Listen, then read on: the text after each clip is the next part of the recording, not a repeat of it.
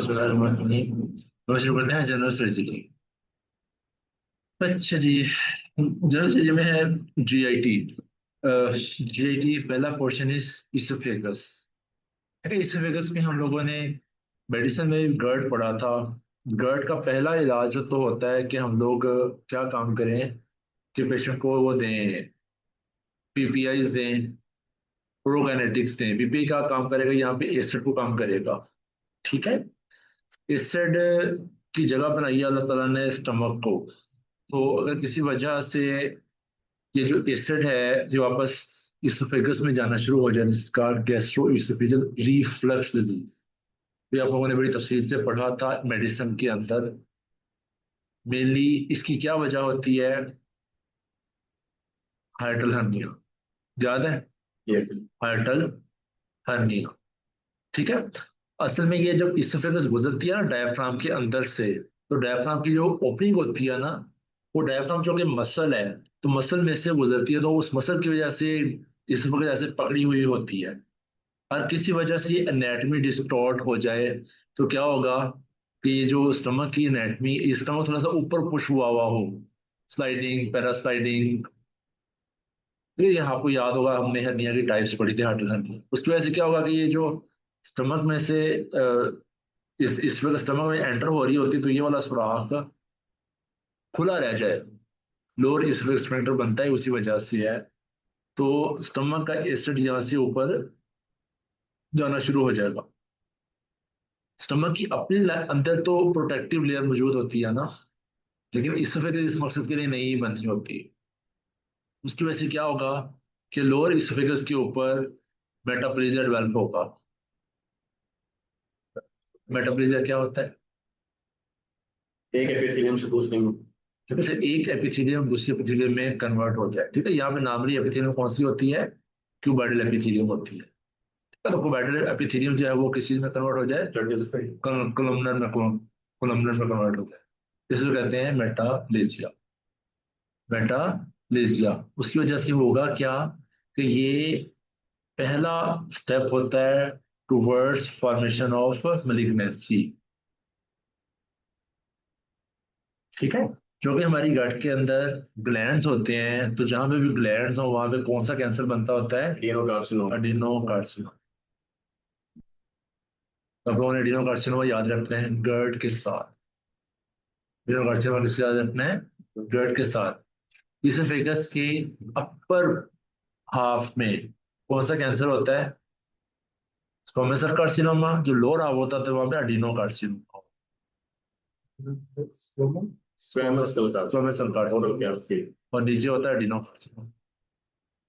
Adenocarcinoma किस वजह से होता है? गर्ड की वजह से। गर्ड की वजह से पेशेंट को पहले क्या होगा? बैरेट्स बनेगा।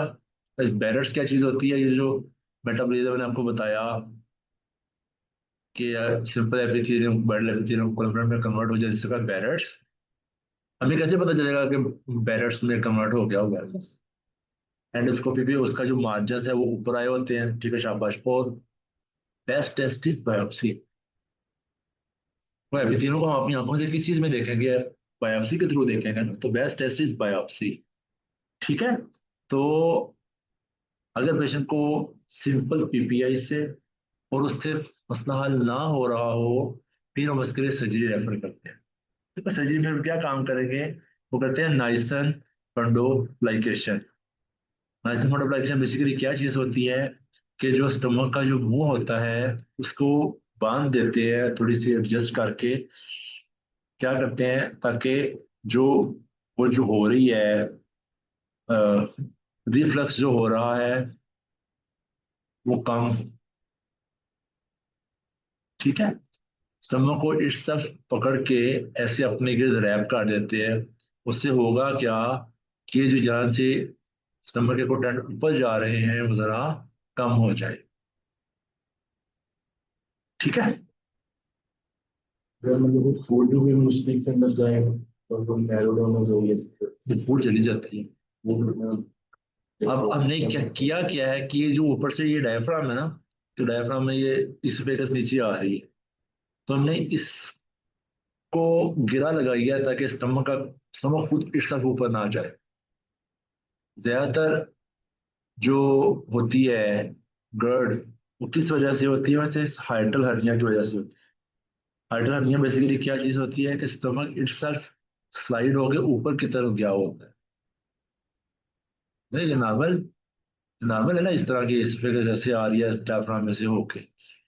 और हाइटल हर्निया में क्या हुआ कि ये स्टमक का कंटेंट ऊपर चला गया, स्टमक इटसेल्फ ऊपर चला गया।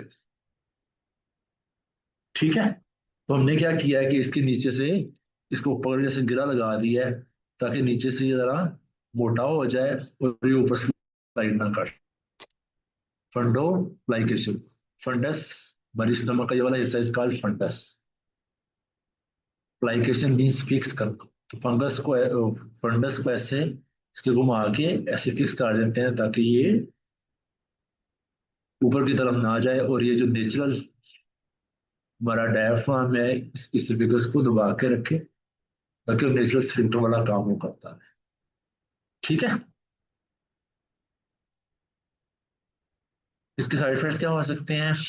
डेफिनेटली सर्जरी की जो कॉम्प्लिकेशंस होती हैं, ओपन ऑपरेशन कब चाहिए? जब पेशेंट को मसले मसाइल ज्यादा हो जाएं, अल्सरेशन हो, स्टेनोसिस डेवलप हो जाए। अच्छा, फिर दूसरी कॉम्प्लिकेशन जिसकी वजह से सर्जरी की जाती होती है, वो है पेशेंट को मोटिलिटी प्रॉब्लम्स हो। मोटिलिटी प्रॉब्लम्स कौन कौन से होते हैं, याद है आप लोगों को कोई? हमने मोटिलिटी प्रॉब्लम सबसे मशहूर कौन सा पढ़ा था? होता क्या है कि जब हम खाना खाते हैं ना, खाना खाते हुए हम लोग, हमारा गले तक जब खाना है वो हमारे कंट्रोल के अंदर, पता है ना आपको इस बात का। लेकिन जैसे ही वो नेजल फेरेंस को क्रॉस किया, वो हमारे कंट्रोल से खत्म हो गया। अब इस रुपए के जैसे उसको दबाती हुई चली जाएगी। अब होगा क्या कि नीचे से इस रुपये खुलती चली जाती होती है और खाना नीचे जाता जाता है। अगर इसोफेगस के मसल स्पेजम में रहे, फिर क्या होगा? खाना जाएगा नहीं आसानी से, फूड स्टक होती महसूस होगी। और स्पेशली अगर लोअर इसोफेगस स्फिंक्टर खुले ही ना स्टमक में जाने से पहले, इसको कहते हैं फेलियर टू रिलैक्स होती है लोअर इसोफेगस। ये लोअर इसोफेगस स्फिंक्टर खुलता ही नहीं है, इसको क्या कहते हैं? एक्लेसिया। एक्लेसिया, है ना? Achalasia one of the most common scenario है इम्तिहान में आने के लिए। वो इसी के अंदर पेशेंट को ये बर्ड वीक अपीयरेंस होती है। याद आया? एक्लेसिया,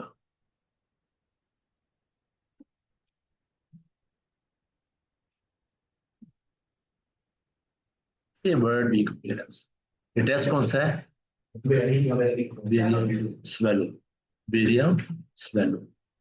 ठीक है, अगर मैं आपसे पूछूं एक्लेसिया के लिए बेस्ट टेस्ट क्या है, तो क्या बोलोगे? मैनोमीट्री।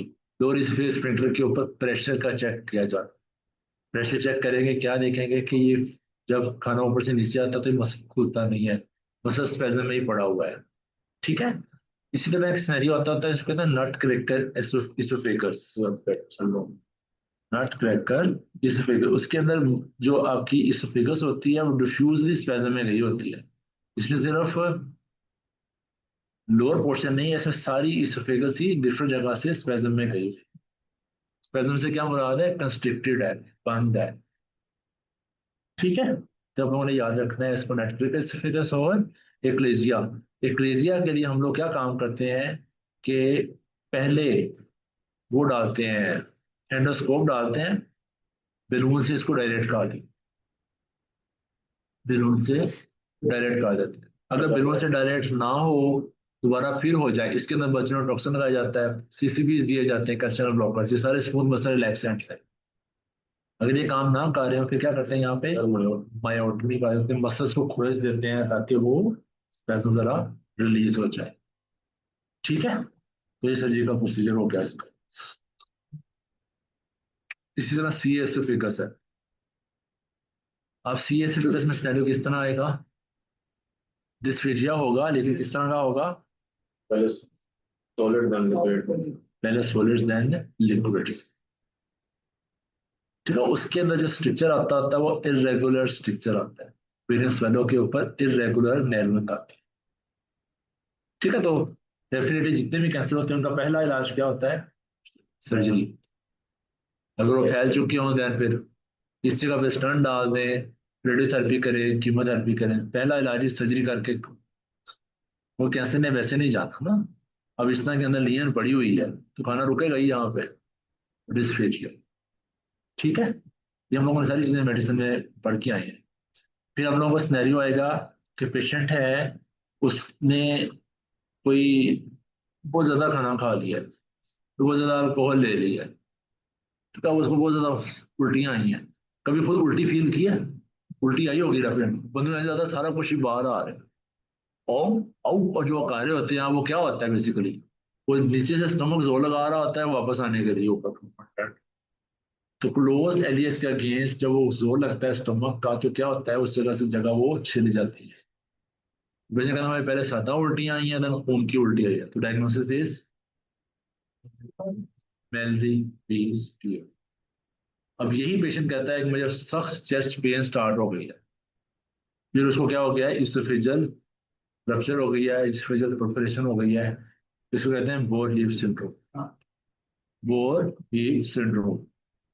ठीक है, तो अब हमें सिनेरियो पहचानना है कि अगर पहले सिंपल वोमिटिंग हुई है, देन खून वाली उल्टी आई है, दिस इज मेलरी ईस्टियर, तो इसी पेशेंट को सीवियर चेस्ट पेन स्टार्ट हो गई है, तो दैट मीन्स कि इसोफेगस क्या हो गया, रप्चर हो गई है। क्योंकि रप्चर जो इसोफेगस है वो किसी मेडिसिन से ठीक नहीं होगी, उसके लिए सर्जरी करनी होगी। ठीक है, बोन सिंड्रोम को डायग्नोस कैसे कर सकते हैं? एंडोस्कोपी डाल के देखिए कि वहां पे हो। नंबर वन, एक पेशेंट उसे तेजाब पिया हुआ है, तेजाब पीने से क्या होता है, अंदर सारा बंद हो जाता है, इस कंस्ट्रिक्ट हो जाती है। कंस्ट्रिक्ट जब होती है तो फिर क्या करते हैं, एंडोस्कोपी डाल डाल के स्कोप करके उसको डायलेट कर, डायलेटेशन से क्या मुराद है, उसको खोलने की कोशिश कर। लेकिन जब वो खोलते हैं दोबारा फिर जख्म बनता है, जख्म बनता है, इन्फ्लेमेशन होती है, inflammation leads to again fibrosis, वो फिर जुड़ जाती है। बड़ी मुश्किल बीमारी है। जिस पेशेंट ने इस तरह का काम हो तो उसको बड़ा, अगर यही पेशेंट स्कोप डाल रहे थे डायलिटेशन करते हुए, एकदम पेशेंट को चेस्ट पेन शुरू हो जाती है और साथ आप हाथ लगाते हैं तो आपको चेस्ट के ऊपर क्रेपिटस फील होता है। उस कैपिटस को हम क्या कहते हैं? सबकुटेनियस एफिसीमा। एयर आ जाती है आपकी स्किन के नीचे। अब वो उस एंडोस्कोपी की, उस प्रोसीजर की एक कॉम्प्लिकेशन। इस वजह से हम लोग हमेशा कहते हैं जब स्कोप डाल रहे हो तो जोर नहीं लगाना। ठीक है, जोर लगाएंगे तो क्या होगा, फटेगी। ठीक है, तो पेशेंट को severe stomach pain, fever, leucocytosis, very sick looking patient, और कंट्रास्ट देके देखेंगे। अब कंट्रास्ट को क्या होना चाहिए कि सीधा वो उसको जाना चाहिए उसके अंदर,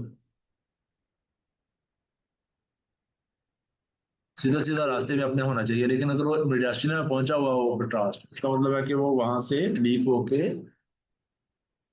चेस्ट के अंदर पहुंचा होगा। मिडास्टिन का कौन सी जगह होती है?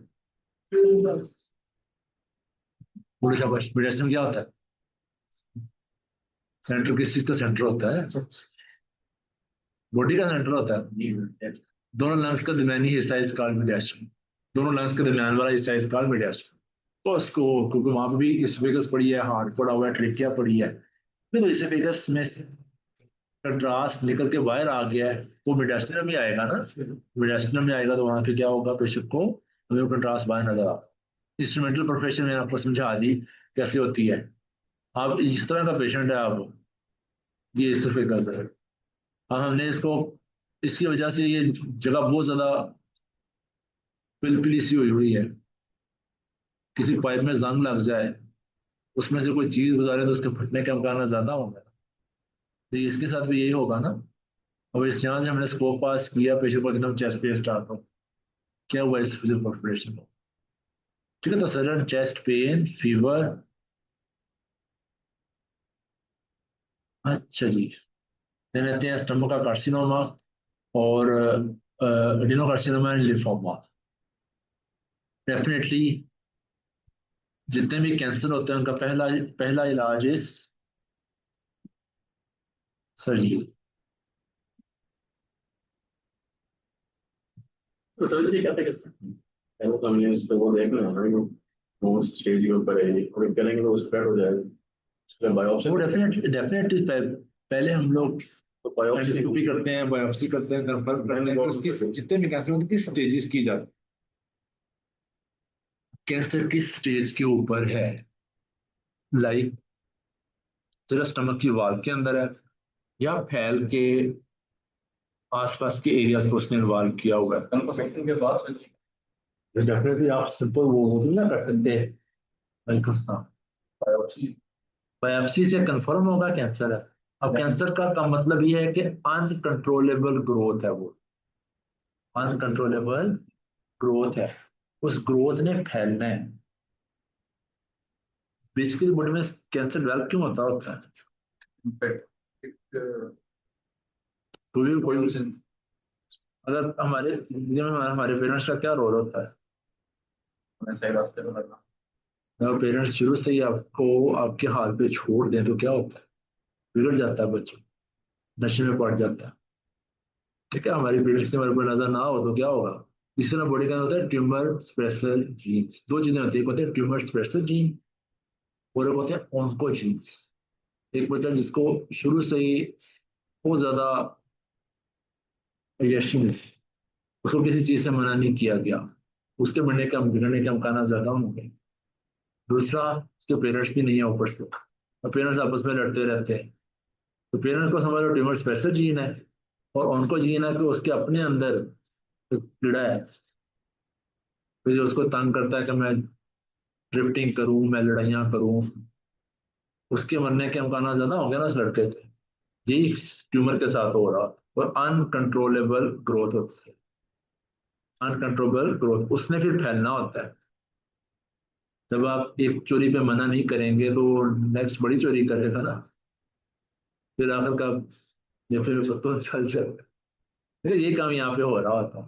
देखो तो ये स्टमक का या कोई भी कार्सिनोमा, उसके अंदर यही कहानी होती है कि वो बॉडी के अंदर जितने भी सेल्स ग्रो कर रहे हैं वो एक खास मिकदार से कर रहे हैं, खास तरतीब से कर रहे हैं। अगर उनकी ग्रोथ अनकंट्रोलेबल हो जाए, that is called malignancy, that is called neoplasia. ठीक है, तो आप लोगों ने बात याद रखनी है। तो स्टमक का कार्सिनोमा बायोप्सी करेंगे, साथ इनके फैलने को देखने के लिए अब हम देखना है कि ये स्टमक की वाल तक की महदूद है या निकल के बाहर इसने और किसी जगह को इन्वॉल्व कर दिया हुआ है। तो सीटी स्कैन करवाएंगे, स्टेजिंग सीटी स्कैन करते हैं इसको। बोन्स तक पहुंचा हुआ तो बोन स्कैन करवाएंगे। समझ लगे नहीं? तो अगर बोन्स तक पहुंचा हुआ है कैंसर तो इसको हम ट्रीट कर भी देंगे, इसकी गैस्ट्रेक्टमी कर भी देंगे, तो फिर तो वो बोन्स को तो ना हम निकाल सक पा रहे। उसके लिए फिर रेडियोथेरेपी और कीमोथेरेपी रह जाती है फिर। ठीक है, तो जितनी भी रेडियोथेरेपी कीमोथेरेपी थी सारी क्या करती हैं? बेसिकली बेसिकली वो सेल्स की ग्रोथ को रोकती है। इस वजह से आपने कैंसर के पेशेंट्स देखे होंगे, उनके सर के बाल खत्म हो जाते हैं, कि आंखों की भौहें खत्म हो जाती हैं, इनफर्टिलिटी हो जाती है, क्योंकि उनको अनीमिया होता है, उनको प्लेटलेट काउंट डिक्रीज हो जाता है उनका, क्योंकि हमारी बॉडी में सबसे ज्यादा cells कहाँ पे ग्रो कर रहे हैं? बोन मैरो के अंदर। बोन मैरो के अंदर वो उसने तो सारी बॉडी के जो भी ग्रोइंग सेल्स होंगे उसने रोक देना। इसलिए जब कीमोथेरेपी रेडियोथेरेपी के सेशंस हो रहे होते हैं तो पेशेंट्स को बार बार ब्लड की जरूरत पड़ती है, इसी वजह से पड़ती है कि बॉडी के अपने जो नॉर्मल ग्रो होने वाले सेल है सारे सारे रुक जाते हैं। ठीक है, तो सी स्टमक का क्वेश्चन आप लोगों को आएगा, पेशेंट को पुरानी हिस्ट्री है एब्डोमिनल पेन की, लेकिन अब उसको भूख कम हो गई, एनोरेक्सिया है, वेट लॉस हो गया है, और बाज का पजेब ब्लीड होता है। तो पजेब ब्लीड की एक important cause is malignancy as well. ठीक है। अच्छा, बड़ी दफा स्टमक के कार्सिनोमा की इंपॉर्टेंट काज होती है एच पाइलोराई। एच पाइलोराई क्या चीज होती है? हेलिकोबैक्टर पाइलोराई क्या चीज होती है? तो बताओ क्या होता है? बैक्टीरिया है, यूरिएस पॉजिटिव, ग्राम नेगेटिव रॉड है। तो सिर्फ बैक्टीरिया के साथ हो क्या, याद रखना है? यूरियस पॉजिटिव है, ग्राम नेगेटिव है, और रॉड है। ठीक है, और मोटाइल होता है और फ्लैजिलेटेड भी होता है। Flagellated, motile, gram negative rod. ठीक है, और साथ इसमें मैंने क्या बोला था, यूरियस पॉजिटिव। इसी वजह से इसके डायग्नोसिस के लिए हम कौन सा टेस्ट करते होते हैं, स्टूल एंटीजन। यूरियस से रिलेटेड कौन सा टेस्ट होता है, यूरिया ब्रेथ, हाइड्रोजन ब्रेथ है, यूरिया ब्रेथ टेस्ट करते हैं। तो मुंह में यूरिया को चेक करते हैं कि उसको मुंह, स्टमक में बैक्टीरिया मौजूद होगा, यूरिया को तोड़ा होगा, तो हमें मुंह के अंदर यूरिया मेजर हो सकेगा स्पेशलाइज्ड इंस्ट्रूमेंट्स के थ्रू। ठीक है, तो अगर स्टमक में अल्सर हो, उसकी पेन किस वक्त होती है, खाना खाने के बाद या खाली पेट, खाना खाने के बाद। ये उलट होता है ड्यूडेनल अल्सर से। ड्यूडेनल अल्सर की पेन खाना खाने से बेहतर हो जाती है। इस वजह से जो स्टमक अल्सर के पेशेंट्स होते हैं उनका वेट लॉस होता है, लेकिन ड्यूडेनल अल्सर के पेशेंट्स का वेट गेन हो जाता है बाद औक़ात, इस वजह से कि वो खाना खाते रहते हैं। रात के वक्त कभी आपको पेट में दर्द हुआ हो तो आप उठ के क्या करते होते हैं, ठंडा दूध पीते। ये होना सबने किया होगा मोस्ट टाइम। तो ठंडा दूध पीना बेसिकली, वो दूध क्या काम करता है, उस अल्सर को लाइन का आता है। तो अब आप इतना दूध पिए कि उसकी वजह से कैल्शियम में ज्यादा इजाफा हो जाए, उसको कहते हैं मिल्क अल्कली सिंड्रोम। कहते हैं मिल्क अल्कली सिंड्रोम। ठीक है, इस एच पोलोराई की एक इंपॉर्टेंट कॉम्प्लिकेशन है, वो क्या है, स्टमक का कार्सिनोमा करवा देना। वो जो स्टमक कार्सिनोमा, वो स्पेसिफिक स्टमक कार्सिनोमा, उसको कहते हैं माल्ट लिम्फोमा या माल्टोमा। ठीक है, एच पोलोराई की वजह से कौन सा कैंसर होता है, माल्ट लिम्फोमा। ये सारी बातें हम गैस्ट्रो में पढ़ चुके हैं सर, शुरू वाले लेक्चर्स में शुरू शुरू में लिया। ये एक तरह की दोहराई दोहराई हो रही है आपको। ये एक एक वर्ड एमसीक्यू की सूरत में आता होता है। अब फर्स्ट क्या, किसी पेशेंट को एच pylori की वजह से मार्ट लिम्फोमा होगा, उसकी ट्रीटमेंट क्या होगी, एंटीबायोटिक्स। ये भी क्वेश्चन आता होता है इम्तिहान में। अब ये बड़ी फैसिनेटिंग सी बात, कैंसर है तो उसका इलाज क्या करेंगे, कीमोथेरेपी, रेडियोथेरेपी या सर्जरी। लेकिन इसमें हम क्या दे रहे हैं, एंटीबायोटिक्स, क्योंकि underline cause is H pylori। तो आप लोगों को क्वेश्चन आएगा कि मार्ट लिम्फोमा है, ट्रीटमेंट के लिए क्या दवाई देंगे, एंटीबायोटिक्स। एस्पोरिन रेडिएशन थेरेपी का नाम बताओ, एस्पोलोराई के लिए जो दवाइयां देते हैं उनका नाम बताओ शाबाश। कौन सी मेडिसिन होती है बताओ, नोट आप बताओ, बोलो शाबाश। एएमओ, सीएमओ और एसीओ याद करवाए थे आपको। एएमओ, सीएमओ और एसीओ याद करवाए थे आप, क्या थे बोला। AMO means amoxicillin, metronidazole and omeprazole.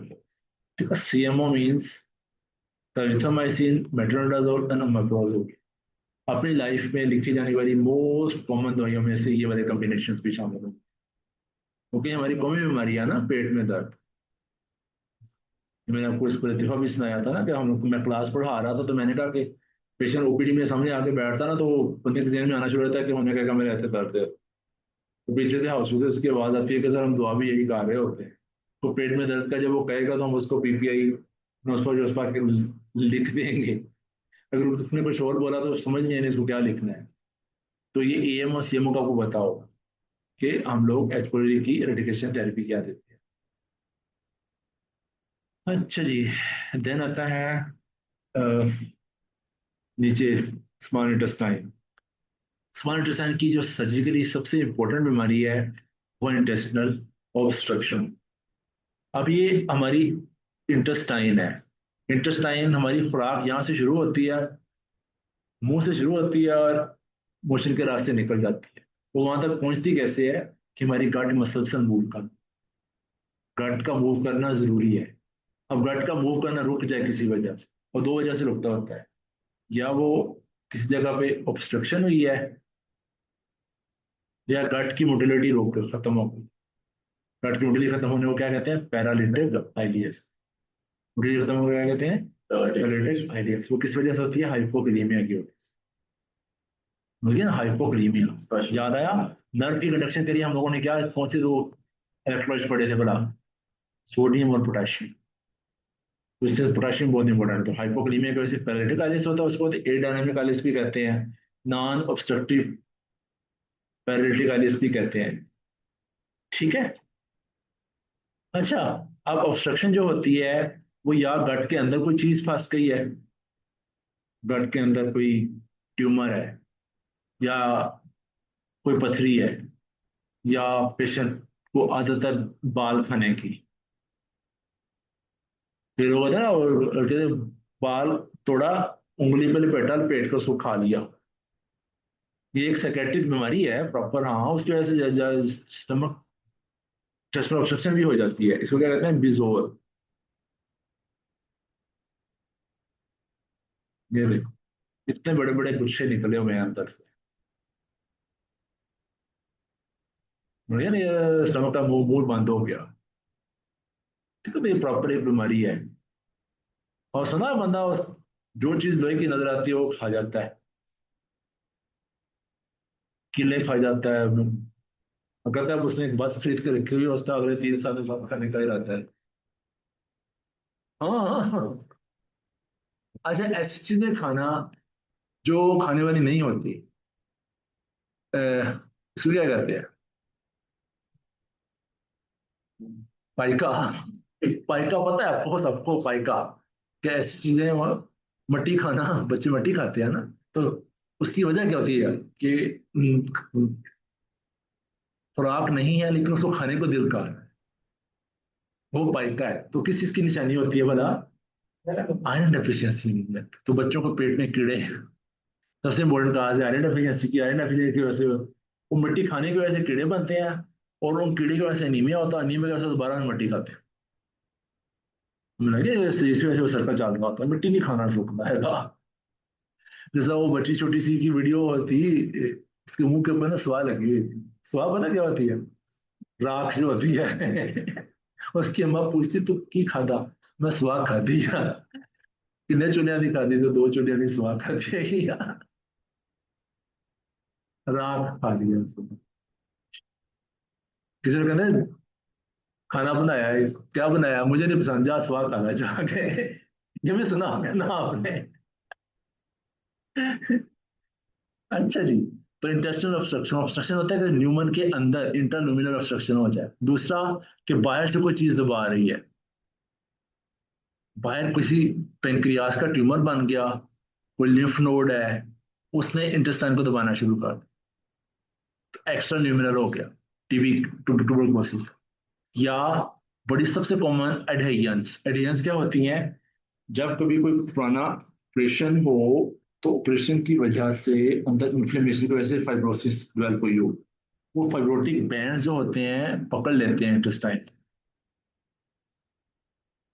Fibrotic fibro मैंने आपको कुछ दिन फाइब्रोटिक बैंड दिखाए थे।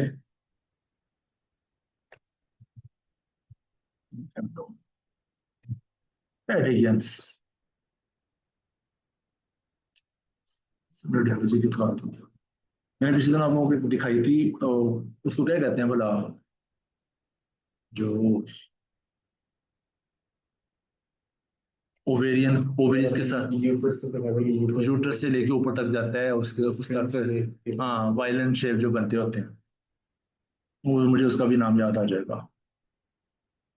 हाँ चलो, बहरहाल एडहेरियंस, एडहेरियंस बनी होती हैं जब हम लोग खोलते हैं एब्डोमेन, तो वो इस तरह में नजर आती है, ये धागे धागे से, ये धागे धागे से नजर आ रहे हैं। अब इस धागे के अंदर इंटेस्टाइन फंस गए। ज्यादातर का सबसे कॉमन काज ये होती है, सबसे कॉमन काज ये एडहेरियंस होती है। एडहेरियंस बनती क्यों है, कि पुराना ऑपरेशन वो कॉम्प्लिकेट हो गया था, अपेंडिक्स थी, अपेंडिक्स परफोरेट हो गई, परफोरेट हुई तो अंदर गंद बच गया। उसके लिए हम लोगों ने लेप्रोटमी की, लेप्रोटमी करके उसको ढेर सारी नामों से वॉश किया, लेकिन करने के बाद कुछ ना कुछ थोड़ा बहुत नमी इन्फ्लेमेशन बाद में प्रोड्यूस होगी, उसकी वजह से डीएनएस बनेगी। वो डीएनएस की वजह से जो इंटेस्टाइन है वो उस डीएनए के अंदर फंस गई आके।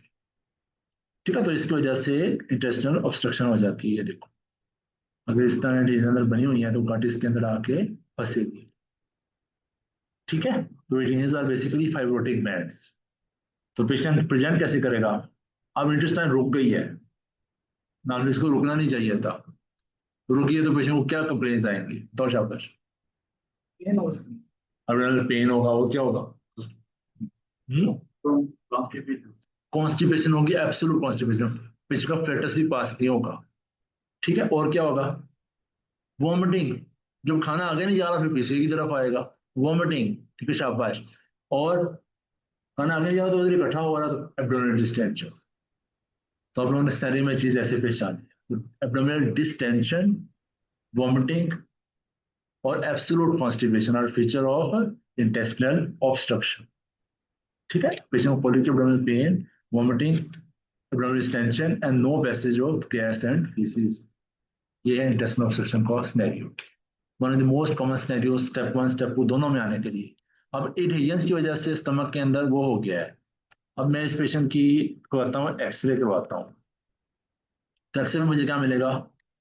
Air fluid levels, air fluid levels मिलेंगे, क्योंकि इसको हम कहते हैं एक्सरे एब्डोमेन इरेक्ट। इरेक्ट से क्या मुराद है? इरेक्ट से क्या मुराद है?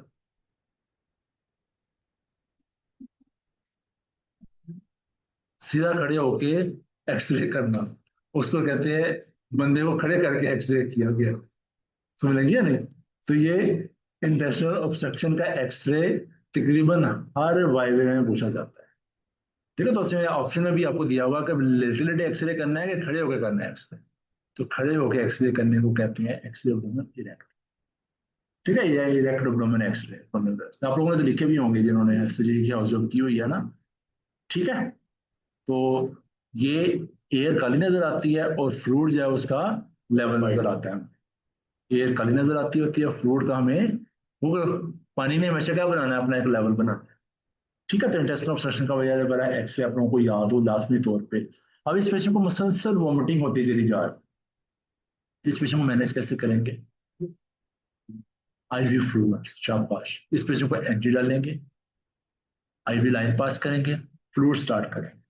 ठीक है, एंटी का लगा के आगे बैग लगा देते हैं ताकि वो, हमने बेसिकली स्टमक को डिफ्लेट करना है, हमने उस इंटेस्टाइन को डिफ्लेट करना है। एनजी पास करेंगे, आईवी फ्लूइड लगाएंगे और थोड़ा वेट करेंगे। इसको हम कहते हैं सक एंड ड्रिप। सक मीन्स एनजी पास करना और ड्रिप मीन्स फ्लूइड लगाना। तो ज्यादातर केसेस इसी से बेहतर हो जाते होते हैं, ज्यादातर पेशेंट इसी से बेहतर हो जाते हैं। तो पेशेंट को एनपीओ करवाएंगे। एनपीओ से क्या मुराद है? नथिंग पर, नथिंग पर। तुमने क्या बोला है? नॉट पर, नल पर। हाँ सही है, मैंने कहा शायद नॉर्मल कुछ बोले हैं।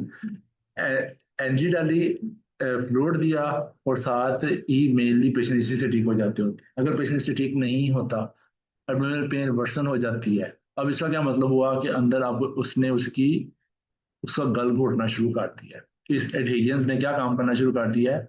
अब मैं आपको दिखाऊं कि हमारी जो ब्लड सप्लाई है गट की, वो किस तरह होती है। अब ये हमारी इंटेस्टाइन है, इसकी ब्लड सप्लाई उसके साथ साथ होती है ओमेंटम के अंदर।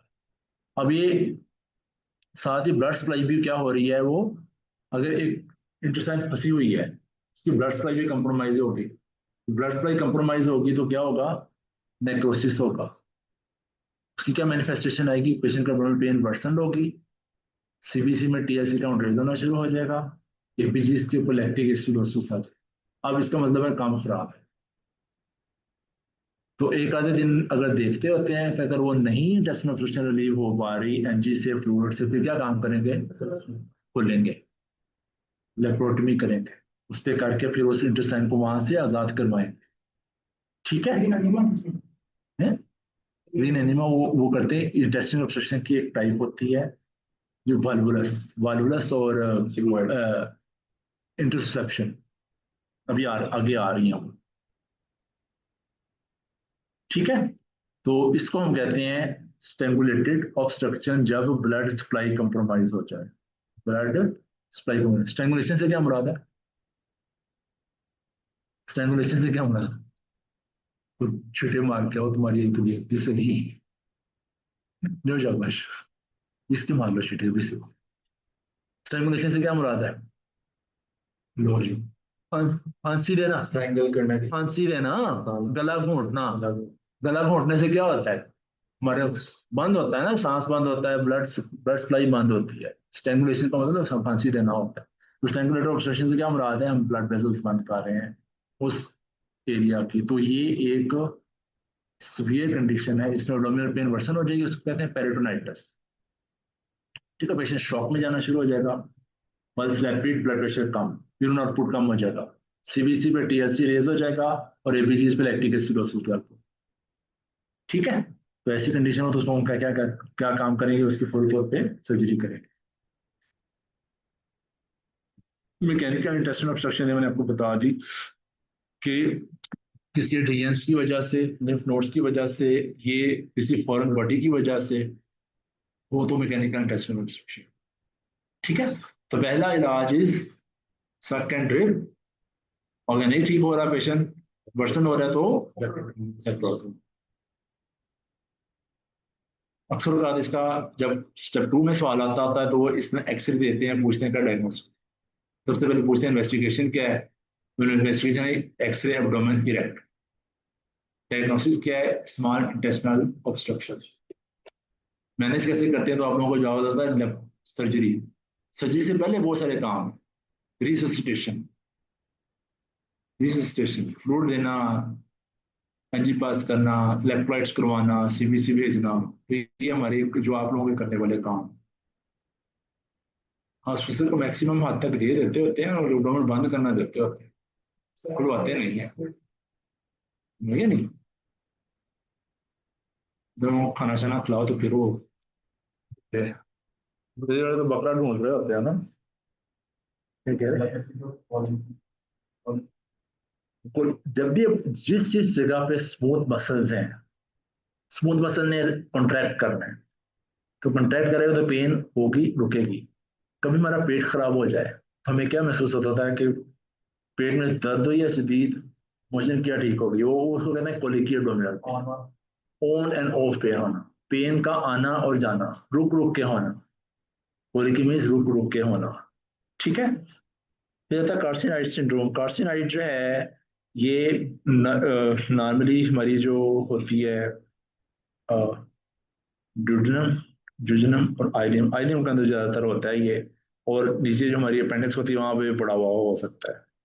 अब इसका क्या है, ना सिर्फ ये कैंसर है, बल्कि ये ढेर सारे हार्मोन्स भी प्रोड्यूस कर रहा है।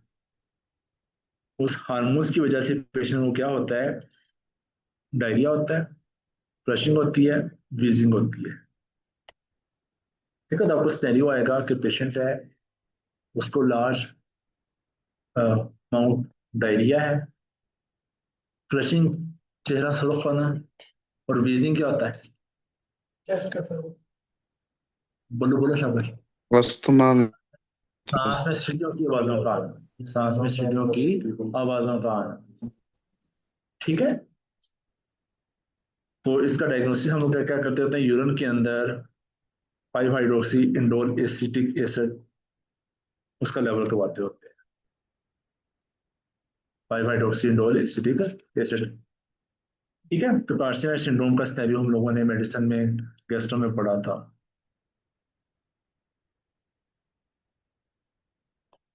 अच्छा जी, फिर one of the most important surgical topic that is appendicitis. Appendix किस जगह पे होती है?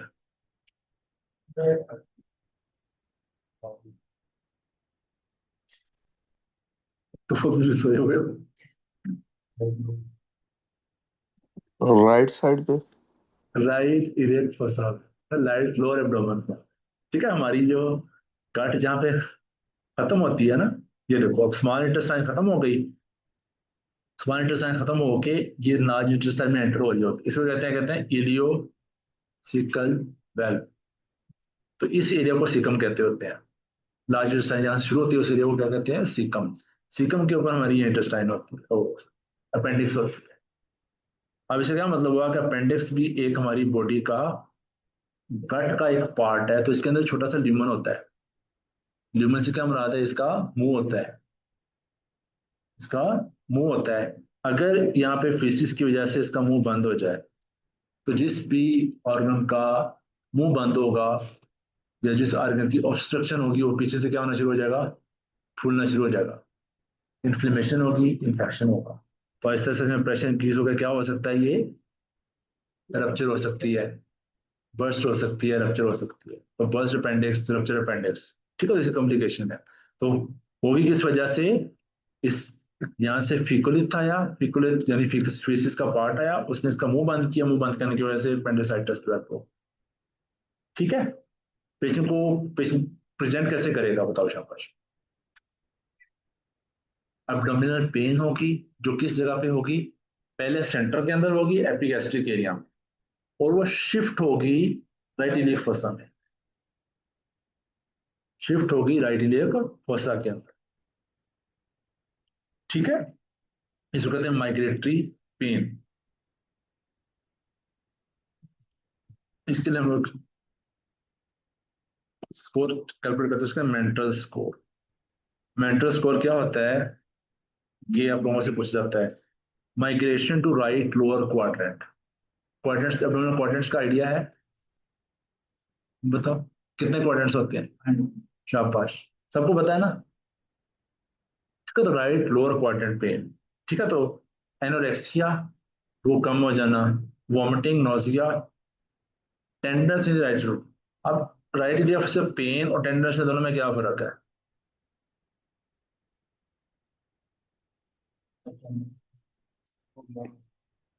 Tenderness is a sign, pain is symptom. Symptom sign का फर्क पता है ना, मैंने आपको डे वन पे समझाया था। साइन वो चीज है जो हम लोग खुद देखते हैं। अब मैंने पेशेंट को एग्जामिन करने में जा रहा हूँ, मैंने पेट पे हाथ रखा और मैंने राइट इलियक से हाथ रखा, तो पेशेंट का दिल दर्द। तो हाथ लगाने से दर्द इज टेंडरनेस, पेशेंट खुद कंप्लेन करे तो वो पेन, वो सिम्टम। ठीक है। रीबाउंड पेन, रीबाउंड पेन से क्या मुराद है। अच्छा, मैंने हाथ दबाया, दबा के से छोड़ा, छोड़ने से क्या होगा, नीचे रिफ्लेन अपेंडिक्स आगे एकदम लगी ऊपर, पेशेंट को छोड़ने में भी पेन होती है, जो कहते हैं रीबाउंड पेन। ठीक है। लिकोसाइटोसिस, लिकोसाइटोसिस से क्या मुराद है, लिको मीन्स, लिकोसाइट से, लिकोसाइट क्या होते हैं, white blood cells. White blood cells किसी भी इंफेक्शन इन्फ्लेमेशन में रेज हो जाएंगे ना, टेम्परेचर का ज्यादा होना, लिकोसाइट्स का ज्यादा होना, और न्यूट्रोफिल्स का ज्यादा होना, इसको कहते हैं मॉन्ट्रेल स्कोर। मॉन्ट्रेल स्कोर, एल्बर्टो स्कोर भी कहते हैं इसको, मॉन्ट्रेल स्कोर भी कहते हैं। अगर इसका स्कोर 1 to 4 हो तो अनलाइकली, 9 to 10 हो तो फॉस्फोरेपेंडिसाइटिस। ठीक है। तो ज्यादातर औकात पेंडिसाइटिस जो होती है उसकी सर्जरी ही की जाती है, उसको निकालना ही पड़ता है, समझ गया नहीं। ये मेंटल स्कोर आप लोगों को कैलकुलेट करना आना चाहिए, आपको इम्तिहान में दिया जा सकता है ये वाला स्कोर, के मेंटल स्कोर कैलकुलेट करके बताओ। अच्छा,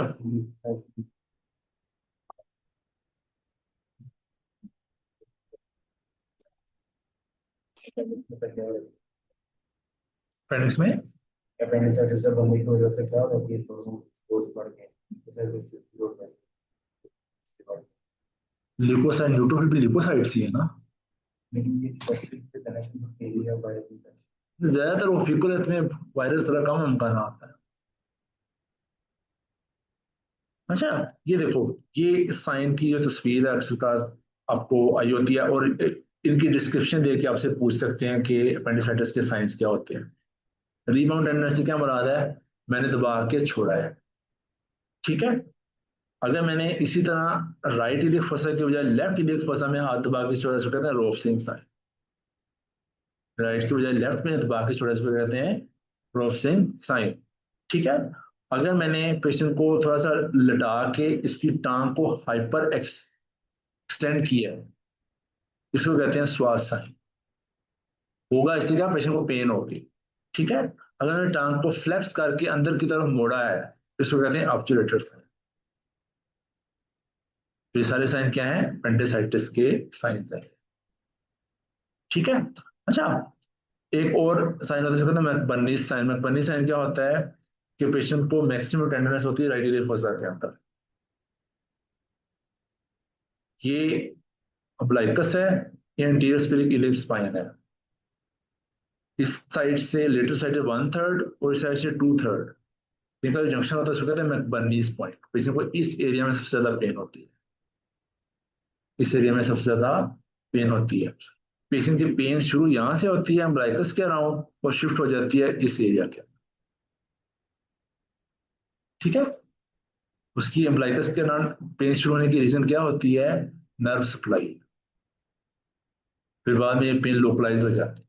तो पेशेंट को पहले शुरू में ज्यादा एरिया में पेन होती है, बाद में छोटे एरिया में पेन हो रही होती है, ठीक है। तो बड़ी दफा होता है ऐसे ही है कि पेशेंट आता है आपके पास एब्डोमिनल पेन के साथ, लोअर एब्डोमिनल पेन के साथ, और उसको थोड़ा बहुत ट्रीट करके भेज देते हैं। वही पेशेंट रात को आया होता है इमरजेंसी में दोबारा, और पेन इसी निचले हिस्से में हो रही है। उससे एग्जामिन करते हैं, करने के बाद उसकी करवाते होते हैं सीबीसी। अगर सीबीसी मटीरियल से रेज है तो उसको लटा दो, एमपीओ करवा दो उसको। तो इससे क्या करना है हम लोगों ने, क्या करेंगे अपेंडिसाइटिस के लिए? सर्जरी, ठीक है, उसको निकाल दे, ठीक है। तो सर्जरी दो तरह से की जाती होती है, या कैमरा डाल के सर्जरी, उसको क्या कहते हैं? लेप्रोस्कोपी। लेप्रोस्कोपी। लेप्रोस्कोपिक अपेंडिसेक्टमी। और दूसरा होता है ओपन ओपन अपेंडिसेक्टमी करते होता है। अपेंडिसेक्टमी के स्कार को क्या कहते होते हैं? अपेंडिसेक्टमी नेकबर्नी स्कार, जी नॉलेज। नेकबर्नी है, जी। ठीक है। तो क्लासिक प्रेजेंटेशन मैंने आपको बता दिया, डॉक्टर प्रेजेंटेशन मैंने आपको बता दिया। हाँ, एक कंडीशन होती है कि पेशेंट है और वो खातून है, राइट इलेक फोसा में पेन है, और किस चीज को हमें रूल आउट कर लेना चाहिए? किसको? Ectopic pregnancy. एक्टोपिक प्रेगनेंसी हम लोगों ने ट्यूबल प्रेगनेंसी रूल आउट कर, क्योंकि ट्यूब्स तो दोनों तरफ है ना, ओवरीज दोनों तरफ है, ट्यूब्स भी दोनों तरफ है। तो स्पेशली राइट इलेक फोसा में पेन है, खातून है, तो वहां पे एक्टोपिक प्रेगनेंसी रूल आउट करना चाहिए। और और क्या कहते हैं, और इसमें सीटी स्कैन आपने करवाना चाहिए। सीटी स्कैन, अगर आपको शक है कि अपेंडिसेक्टोमी है कि नहीं है, ये देखने के लिए अपेंडिसाइटिस का ओ सॉरी सीटी स्कैन करवाना चाहिए।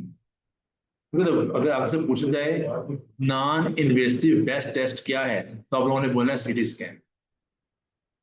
Non invasive CT scan. Non invasive test क्या है? वो सीटी स्कैन है। लेकिन अगर इन्वेसिव टेस्ट पूछा जाए, बेस्ट टेस्ट क्या होगा अपेंडिसाइटिस, तो अपेंडिसाइटिस करके तो फिर उसको देख लो, ठीक है।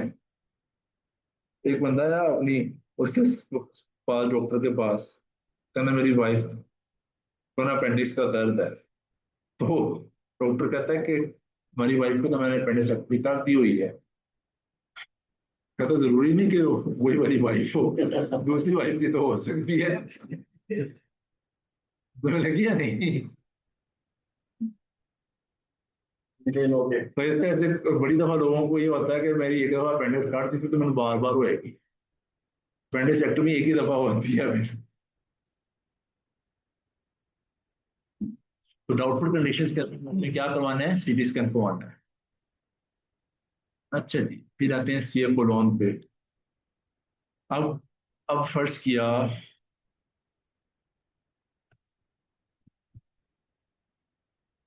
आप पेशेंट है, उसको ना इस जगह पे इस तरह की लीजन पड़ी हुई है, ये कैंसर पड़ा हुआ है इस तरह का, ठीक है। इस जगह पे इस तरह का लीजन पड़ी हुई है। अब ये लीजन ऐसा सा खून छोड़ रही है, तो क्या होगा भला? स्टूल के अंदर अकल्ट ब्लड आएगा, क्योंकि स्टूल यहाँ से पूरी गट में से होके आ रहा है ना, तो ब्लड नजर नहीं आएगा। जिससे ओल्ड एज हो, कल्ट ब्लड पॉजिटिव हो, ऑपरेशन अनीमिक हो, always think of CA colon, always think of CA colon. अब यही कैंसर है इस एरिया के अंदर, वहां पे हो सकता है हमें फ्रेश ब्लड निकलता हुआ नजर भी आती है। बाकी जितने भी कैंसर होते हैं सबके अंदर वेट लॉस, एनोरेक्सिया, तो ये सबके अंदर होगा, एब्डोमिनल पेन, ये बेसिक सिम्टम सबके अंदर ही हो, किसी मैस का पल्पेट हो जाना, ठीक है। तो अगर राइट साइड का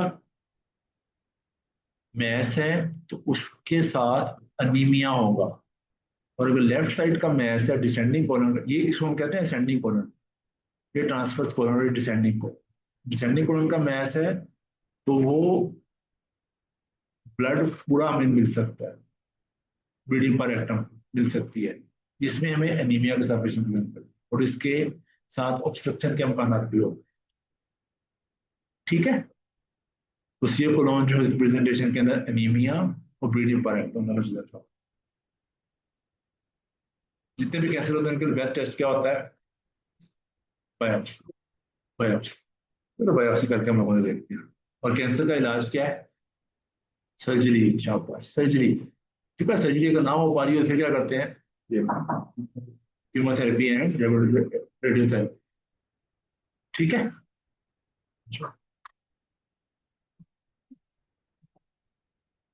तो कौन सा कैंसर होती है? राइट कोलोन के अंदर ब्लड ब्लड एनीमिया, और लेफ्ट कोलोन के अंदर मूवमेंट एंड ऑब्स्ट्रक्शन के अमकान ज्यादा होते हैं। ब्लड इसके अंदर भी होगा, लेकिन इसके अंदर वो ब्लीडिंग पर एटम के और ऑब्स्ट्रक्शन के अमकान ज्यादा होंगे। ठीक है। अच्छा, कई दफा होता है जब एग्जामिनेशन के लिए ना बहुत सारी चीजें यूज करते हैं। एक होती है प्रोक्टोस्कोप, देखी हुई है?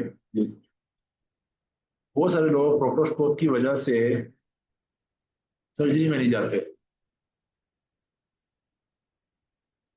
ठीक है, वो सर्जरी में प्रोसीजर करते हैं पहले, ये सबसे ज्यादा कॉमनली इंस्ट्रूमेंट यूज किया जाता है प्रोक्टोस्कोप। ठीक है, इसके थ्रू हेमरेज देखने हैं, फिशर देखने हैं, ये कितना एरिया देख पाएगा? ज्यादा से ज्यादा 7-8 सेंटीमीटर तक गट के अंदर देख सके कोलन के। तो वहां पे वो रेक्टम है। ठीक है, फिर होती है सिग्माइडोस्कोप। सिग्माइडोस्कोप जो होती है वो छोटी सी होती है, वो सिग्माइड कोलन तक जाती है, इतने एरिया तक जाती है, छोटी स्कोप होती है। ठीक है, तो जो पूरी कोलोनोस्कोप होती है वो क्या होती है?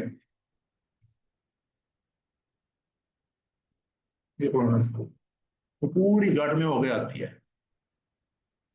मैं ना बड़ा बड़ा मुझे शौक था, मैं गेस्टों में मैं जाऊंगा, तो मैं ना स्कोप देखी हूँ, मेरी भी, मैं 6 फुट का हूँ और 6 फुट से भी ऊंची हाइट है मेरी, 1-2 इंच ऊपर ही है, वो मेरी भी हाइट से ऊंची स्कोप पड़ी हुई हो।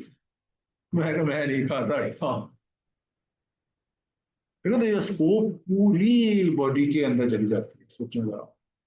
तो पूरी कोलोन को अंदर से देखना, दैट इज कोलोनोस्कोपी। तो आप लोगों को फिर तो फर्क पता हो, प्रोटोस्कोपी, मेडोस्कोपी एंड कोलोनोस्कोपी।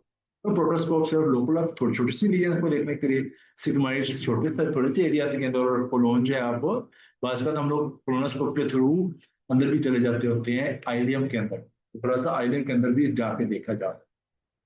ठीक है, तो वन ऑफ द मोस्ट ईएससीपी में निस्बत आसान होती है कोलोनोस्कोपी। कोलोनोस्कोपी मुश्किल प्रोसीजर्स में से शुमार होता है, तो इसकी एक्सपर्टीज जो है वो लोगों की लेट डेवलप होती है। ठीक है, कोलोनोस्कोपी होते देखिए ना किसी पेशेंट की, करवाई हुई है? करवाई हुई है? पेशेंट की काउंसलिंग कैसे की?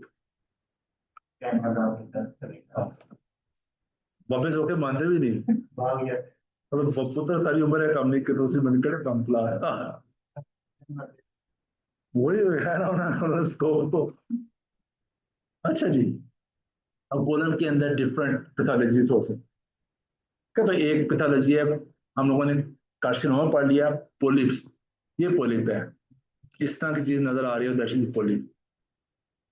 पोलिप्स ये इस तरह की ग्रोथ है। ठीक है, अब पोलिप्स भी दो तरह के होते हैं, एक होता है सिसाइल, होता है villous. Sessile polyp and villous.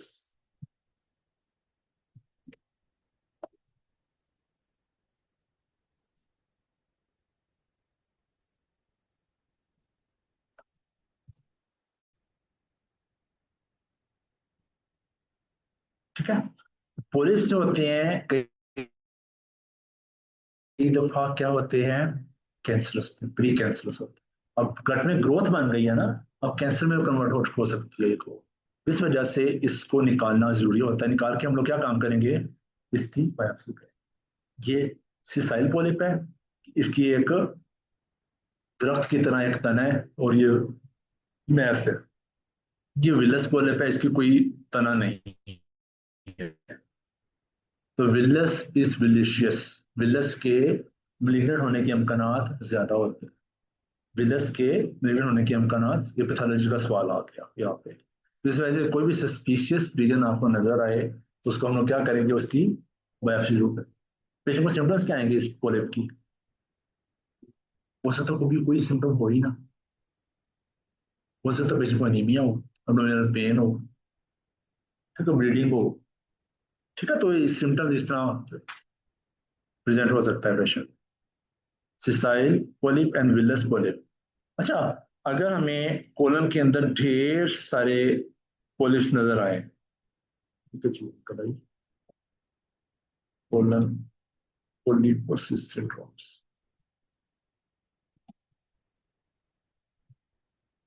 अगर हमें कोलन के अंदर ढेर सारे पोलिप्स नजर आए, हेरिडिटरी पोलिपोसिस सिंड्रोम है कोई,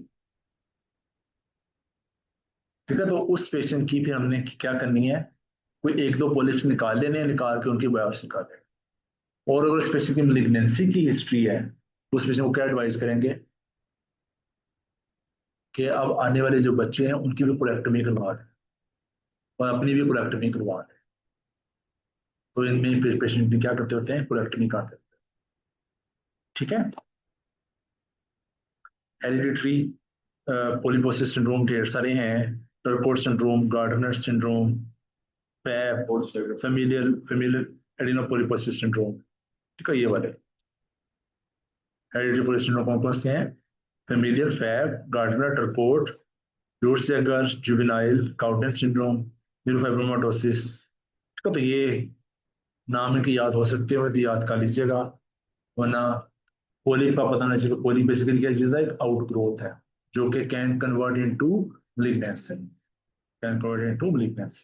देखो जो हेरिडिटरी सिंड्रोम्स होते हैं उनके अंदर फैमिली कार्सिनोमा की हिस्ट्री है, लाजमी तौर पे पेरेंट्स जो अब्बा जी को है तो बेटों को भी अपने काउंसल करना है कि आपको अपनी कोलोनोस्कोपी करवानी चाहिए, और आपको भी अगर ये डिजीज है तो आपको अपनी कोलेक्टोमी करवा दें, ठीक है। अच्छा जी, अल्सरेटिव कोलाइटिस, जैसा नाम से जाहिर है, गट के अंदर ढेर सारी क्या बनी हुई है, अल्सर्स बने हुए हैं।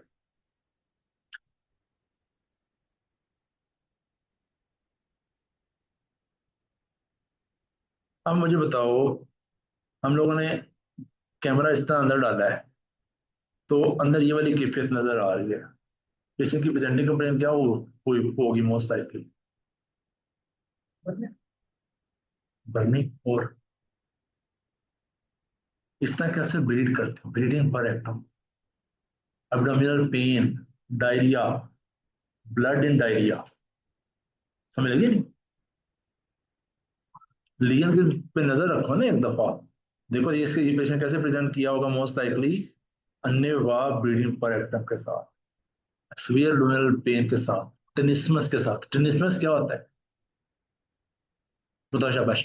कभी हमें मोशन लगे हुए हो ना, तो हम लोग वॉशरूम जाते हैं, थोड़ा सा मोशन आता है, वापस आ जाते हैं, और नहीं आ रहा, लेकिन सेंस ऑफ इनकम्प्लीट इवैक्यूएशन रहती है कि नहीं यार अभी और आना था, इसको कहते हैं tenesmus. Sense of incomplete evacuation is called tenesmus. Sense of incomplete evacuation is called tenesmus, ठीक है। तो आप लोगों ने याद रखना है। तो पेशेंट ब्लीडिंग पर एक्टम हो, एब्डोमिनल पेन हो, फीवर हो, ब्लडी डायरिया हो, तो diagnosis most likely is ulcerative colitis. ये हम लोग जितनी भी कंडीशंस कर रहे हैं ब्लीडिंग पर एक्टम करवाती हैं, ब्लीडिंग पीआर करवाती हैं, ठीक है। तो ऐसा पेशेंट जिसको ये क्योंकि ऑटोइम्यून डिजीज है, इसकी ट्रीटमेंट में क्या देंगे, स्टेरॉइड्स देते हैं, 5-ASA देते हैं, एज़ोथाइप्रिन देते हैं। और अगर पेशेंट इसके चांसेस होते हैं malignancy में कन्वर्ट होने के, तो ऐसा पेशेंट जिसकी अल्सरेटिव कोलाइटिस 10 साल पुरानी हो, उसको क्या डेवलप हो सकता है, सीए कोलो, ठीक है, सीए कोलन डेवलप हो सकता है, ठीक है। अल्सरेटिव कोलाइटिस ज्यादातर औकात सिर्फ कोलन तक महदूद होती है, इस वजह से अगर हम कोलन को निकाल दें तो पेशेंट ठीक भी हो जाए, उसकी डिजीज खत्म हो जाए, तो इसका इलाज होता है कोलेक्टमी।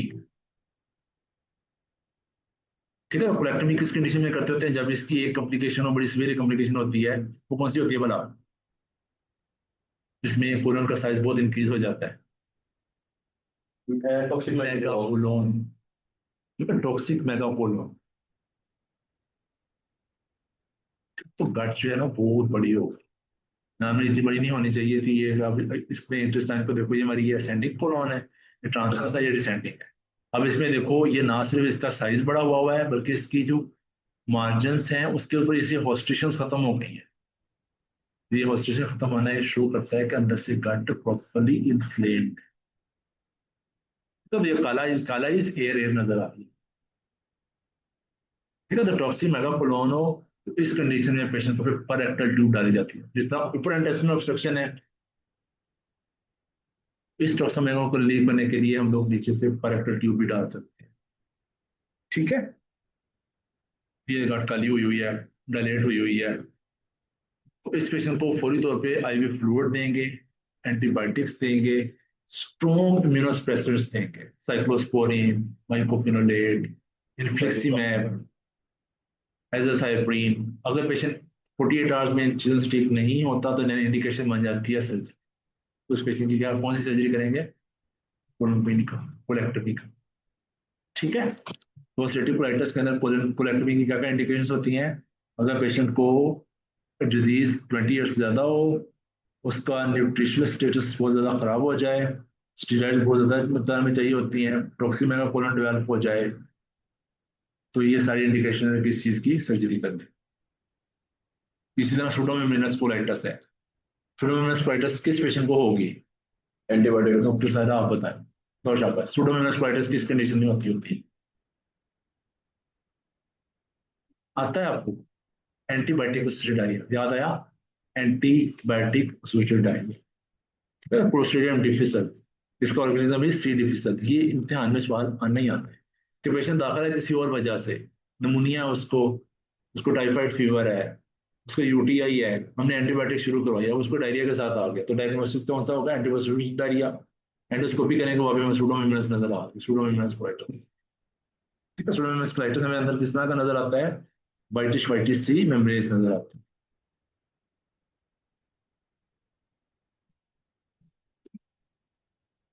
ठीक है, गट के अंदर जाए तो इस तरह की इंफ्लेमेशन नजर आती है। तो ये कोलाइटिस भी can lead to toxic megacolon. ये कोलाइटिस भी also can lead to toxic megacolon. तो इसकी इसकी इसके लिए भी पेशेंट क्या कर सकते हैं? सर्जरी कर सकते हैं। ठीक है, तो ये जो सूडो में प्रोस्टेट डिफिसल होता है ना, ये बेसिकली टॉक्सिन प्रोड्यूस करता है। तो हम लोग स्टूल के अंदर इस पेशेंट का टॉक्सिन टॉक्सिन लेवल करवाते होते हैं। अब इसका मसला क्या है कि बॉडी का नॉर्मल फ्लोरा भी है, इसमें से culture is not a good thing to do, क्योंकि बॉडी का नॉर्मल फ्लोरा भी है। और मैंने आपको एक चीज रखी ना कि बॉडी में अल्लाह ताला ने जितने हमारे सेल्स हैं, उन सेल्स को खाने के लिए उतने ही बैक्टीरिया भी रखे हुए हैं। तो नॉर्मल एनरोब्स, नॉर्मल बैक्टीरिया हर जगह पे मौजूद है। तो कहते हैं normal flora of the body. मुंह के अंदर बैक्टीरिया है, हमारी स्किन के ऊपर बैक्टीरिया है। हर बंदे की महक डिफरेंट होती है ना, समझिए। आपको अपने रूममेट का पता होगा आया होया कि नहीं आया होया। ठीक है, वो परफ्यूम पे डिपेंड नहीं कर रहा था, बंदे की अपनी नेचुरल महक होती है। अच्छा, सुडोमोनास कोलाइटिस हमें कैसे पता चलेगा? अगर पेशेंट एंटीबायोटिक से डायरिया है, लेकिन अब उसको फीवर होना शुरू हो गया, दोबारा डायरिया सीवियर हो गया है, एब्डोमिनल पेन स्टार्ट हो गई है, डिस्टेंशन स्टार्ट हो गई है, टीएससी काउंट रेज हो रहा है, एक्सरे करवाया, उसके ऊपर कोलन का साइज 5 सेंटीमीटर ज्यादा चला, इसका मतलब है कि अंदर कोलन फूलना शुरू हो गया। ठीक है, तो उस पेशेंट को हम लोग क्या काम करेंगे? ओरल वैंकोमाइसिन देंगे। अगर उससे पेशेंट बेहतर नहीं होता, देन उस पेशेंट की कोलेक्टोमी करें। कोलेक्टोमी मीन्स कोलन को निकाल देना। ठीक है, 5 मिनट ब्रेक लेते हैं, फिर इसको दोबारा शुरू करते हैं।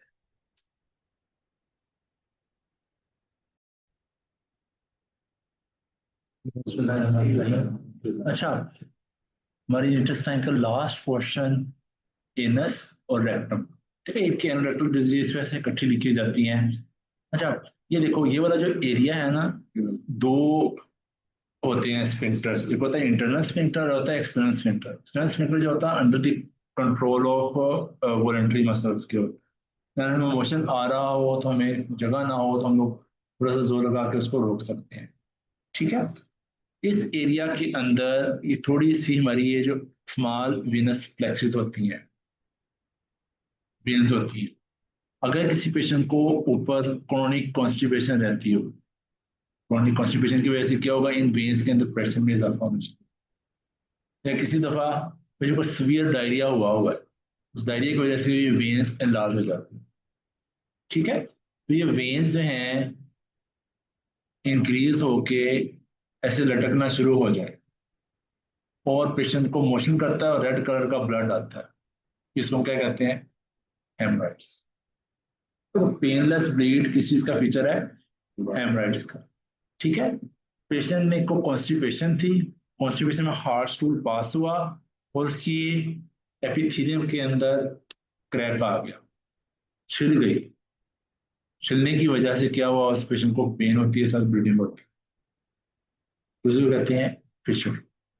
सर हेमोइड में तो पेन होती है इंटरनल। मैं अभी हेमरेट्स की, अभी हम लोग उस पर आते हैं, क्या कहते हैं उसको, क्लासिफिकेशन पे। तो पहला पहला कंसेप्ट याद रखो, पेनलेस ब्लीड इनिशियली हेमराइड्स की वजह से, और पेनफुल ब्लीड के पेशेंट कहते हैं कि मैं मोशन करता हूँ तो मोशन उसके साथ लगा होता है, मुझे कहते हैं बड़ा दर्द होता है, वह है फिशर। लेकिन देखो कॉन्स्टिपेशन सारी दोनों बीमारियों की रीजन हो सकती है। ठीक है।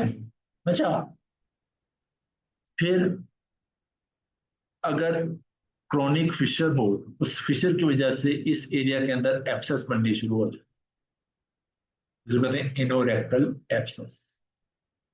जब एब्सेस बननी शुरू होगी तो पेशेंट को साथ और सिम्टम लगा क्या आएगी, फीवर होना शुरू हो जाएगा, वहां पे हल्का सा छोटा टेंडरनेस में इजाफा हो जाएगा और बल्जी बल्जी बोगी बोगी सा सॉफ्ट सा मैस फील। ठीक है। अच्छा, फिर आते हैं हम लोग हेमराइड्स के ग्रेड्स के ऊपर।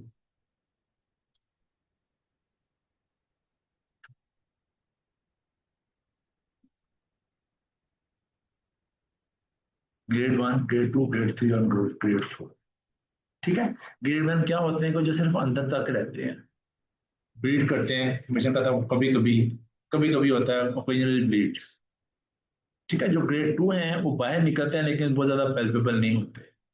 ग्रेड 3 वाले बाहर भी निकलते हैं, पेल्पेट भी होते हैं, और अ, क्या कहते हैं उसको, अनीमिया बेसिस पे से पेशेंट को अनीमिया भी हो जाती है। बड़ी मैंने एक पेशेंट देखा उसके हीमोग्लोबिन 2 तक पहुंचा हुआ हो, था उसको क्या, सिर्फ हेमराइड्स।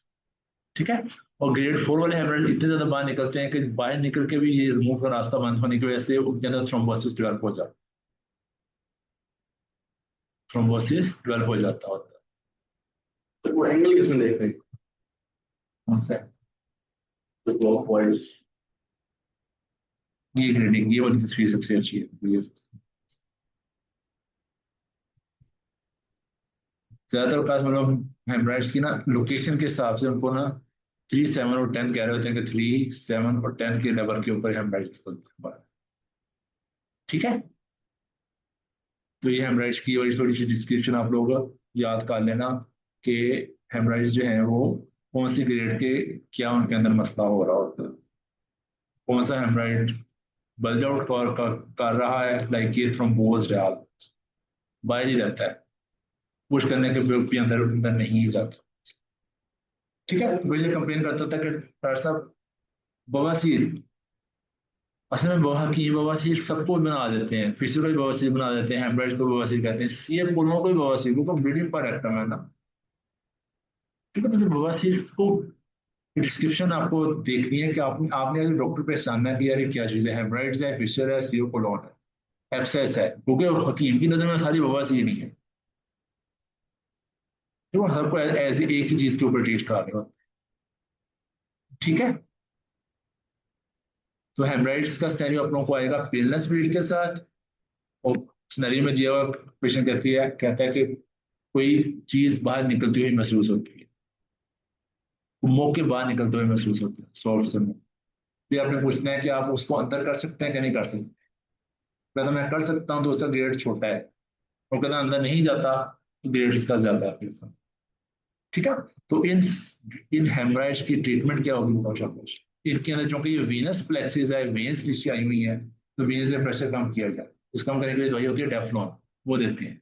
वरना अगर ये बाहर निकल आया है, थ्रोम्बोज हो रहा है, पेन हो रही है ब्रेस्ट शदीद, तो इसकी इंडिकेशन बनती है हेमराइडेक्टोमी, तो इसको निकाल दीजिए सर्जिकल।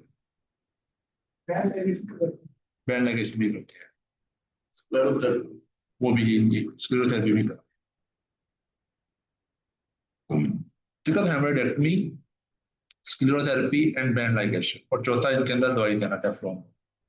और सबसे इंपॉर्टेंट चीज कॉन्स्टिपेशन को रिलीव करवाना। कॉन्स्टिपेशन रिलीव नहीं करवाएंगे दोबारा फिर पहुंच जाएंगे। ठीक है।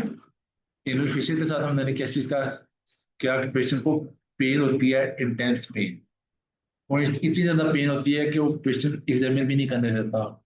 तो कई दफा हम लोग रेफ्रिजरेटर एग्जामिन के ऊपर भी डायग्नोसिस बता लेते हैं कि एनुअल फिशर हो। ठीक है। क्यों? क्योंकि पेशेंट को पेन इतनी ज्यादा है कि हल्का सा हाथ लगाया तो पेशेंट और ज्यादा उसको जोर से बंद कर देगा। ठीक है। तो इसके अंदर भी मेन पहला ट्रीटमेंट इज कॉन्स्टिपेशन को रिलीव करवाना। दूसरा, अब चूंकि मसल स्पेजम में जा रहे हैं, तो मसल में स्पेजम में जाने से रोकने के लिए हम क्या दवाई देते हैं? सीसीपी से कॉन्स्टिपेशन में और ज्यादा इजाफा होता है, नाइट्रोग्लिसरीन, लोकलाइज्ड नाइट्रोग्लिसरीन। किसी भी का भी होना तुम दिया हो गया डिलीवरीज में आपको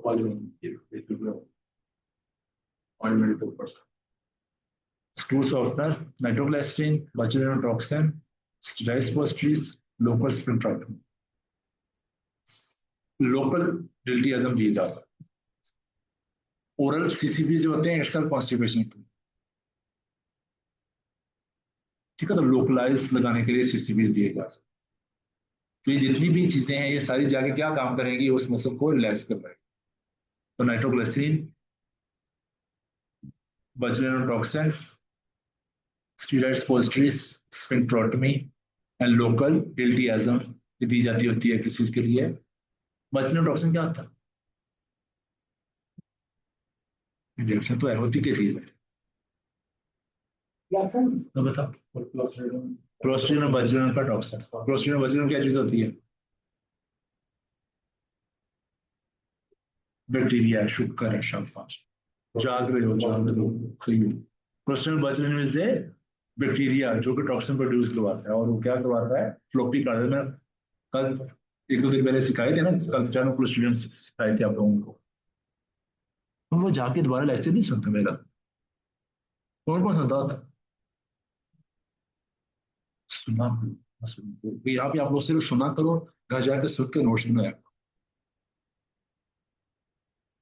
अच्छा जी, क्रोहन्स डिजीज। क्रोहन्स डिजीज और अल्सरेटिव कोलाइटिस में क्या फर्क है? मैंने आप लोगों को मेडिसिन में एक चीज सिखाई थी, जो क्रोहन डिजीज होती है उसके अंदर जो वाल होती है ना, उसकी टोटल वाल की इन्फ्लेमेशन होती है, उसको कहते हैं ट्रांस म्यूरल इन्फ्लेमेशन। जब टोटल वाल की इन्फ्लेमेशन होगी ना, उस वाल के परफोरेट होने के, उस वाल के बाहर निकलने के, और उस वाल के दूसरी वाल के साथ जुड़ के फिस्टुला बनाने के अमकान बहुत ज्यादा हो जाएंगे, और इसके साथ एब्सेसिस बहुत बनती है। इस वजह से क्रोहन डिजीज के साथ पेशेंट को फिशर्स, फिस्टुलास, अल्सरेशंस, ऑब्स्ट्रक्शन और एब्सेसिस बहुत ज्यादा बनती है। इस वजह से क्रोहन डिजीज के पेशेंट को बार बार सर्जरी के लिए आना पड़ता है। ठीक है। तो क्रोहन डिजीज की वजह से पेशेंट को कई दफा लेप्रोटमी हुई हो इंटेस्टाइनल ऑब्स्ट्रक्शन की वजह से। ठीक? लेकिन पेरिएनल डिजीज की क्रोहन्स हो तो उसके लिए हम एंटीबायोटिक देते हैं, वहां पर सर्जरी कम टर्म। ठीक है। इसकी रेक्टल एब्सेस का मैंने आपको सिखा दिया कि वही पेशेंट जिसको क्रोनिक फिशर है, आप उस पेशेंट को वहां पे एब्सेस इकट्ठे होने शुरू। इस वजह से जो फिशर जो होते हैं क्रोनिक में भी कन्वर्ट हो जाते होते हैं। ठीक है। फिस्टुला इन एनो, फिस्टुला इन एनो क्या चीज होती है?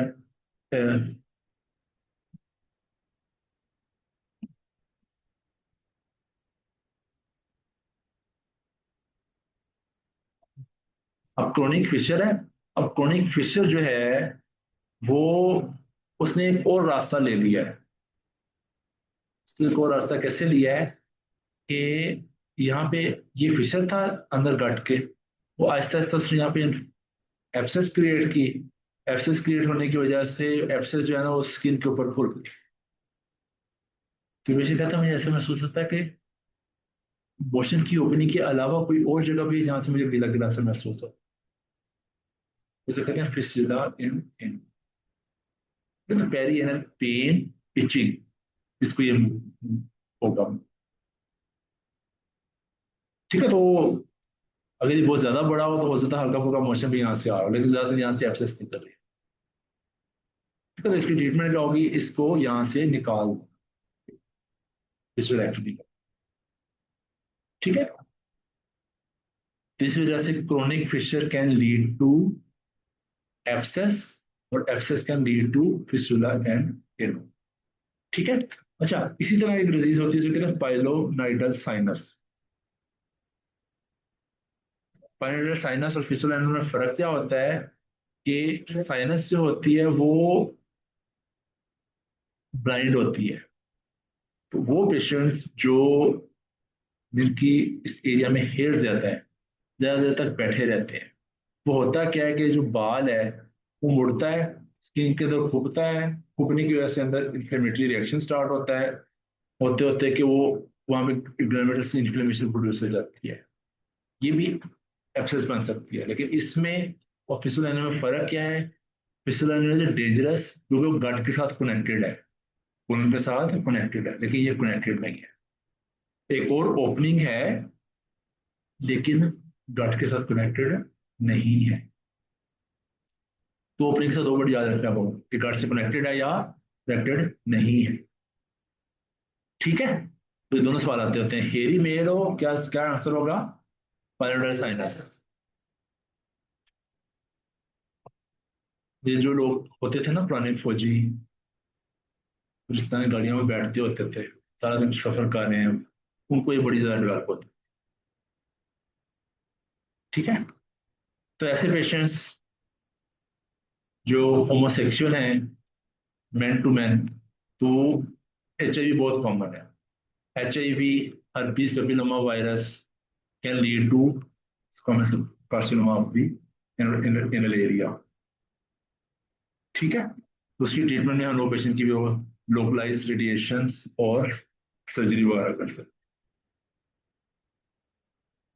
तो one of the most important topic जो ध्यान में आता है आप लोगों को, मोस्ट लाइकली इस एक पेज में से एक से दो सवाल जरूर आएंगे, क्योंकि सर्जरी की मेन OPD इन्हीं तीन चार डिजीज के ऊपर घूम रही होती है।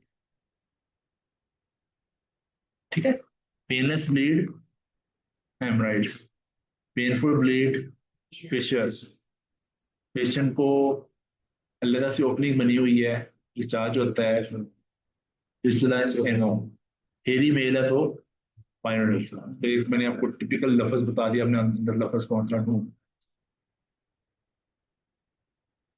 पाइलोनाइडल साइनस का, साइनस को रिमूव कर। इनिशियली दवाई देते हैं एंटीबायोटिक्स ताकि उसकी एब्सेस रिजॉल्व हो जाए, एंटी इन्फ्लेमेटरी देते हैं, एनेस्थेटिक्स देंगे, ठीक हो जाता है तो वेल एंड गुड। वैसे ठीक नहीं होता तो फिर उसको स्पाइनल की सर्जरी कर देते हैं, उसकी एक्सट्रैक्शन कर देते हैं।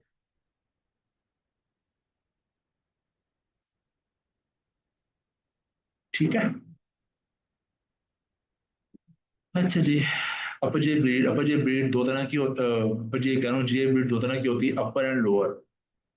अब हम किस एरिया को अपर कहेंगे, किस एरिया को लोअर कहेंगे, बताओ शाबाश। नहीं नहीं नहीं, हमारी जो ड्यूडेनम होती है ना, ड्यूडेनम के कितनी पार्ट्स होते हैं, चार पार्ट्स होते हैं। सिंपल ड्यूडेनम जो होती है हमारी, जो थर्ड एंड फोर्थ ड्यूडेनम होती है ना, फर्स्ट सेकंड थर्ड और ये फोर्थ पार्ट, इस जगह के ऊपर एक होता है लिगामेंट ऑफ ट्रीट्स। इस एरिया से ऊपर ऊपर का ब्रीड होगा this is called upper J breed, इस एरिया से नीचे का ब्रीड होगा दिस इज कॉल्ड लोअर जे। ठीक है, अपर जे ब्रीड की मोस्ट इंपॉर्टेंट काज होती है आपकी ये वेरिसिस का बनना, स्टमक में अल्सर का बनना, ड्यूडेनम में अल्सर का बनना, या प्रेगनेंसी का डेवलप हुआ। ये अपर जे ब्रीड की सबसे इंपॉर्टेंट बात है। लोअर जी ब्लीड हम लोगों ने ये कारण नहीं, सारी फिस्टुला, हेमराइड्स, फिशर, सियोपोलोन, diverticulitis, ये सारे क्या है, लोअर जी ब्लीड की कॉजेज। तो जब भी पेशेंट को ब्लीड हो तो पहला काम क्या करना चाहिए,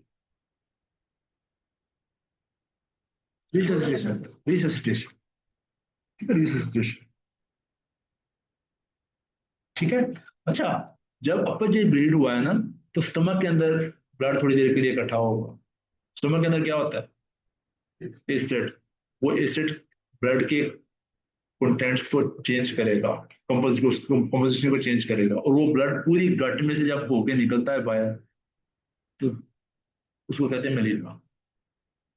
मेलिना को हम कैसे डिस्क्राइब कर देते हैं, black, tarry, foul smelling, difficult to flush,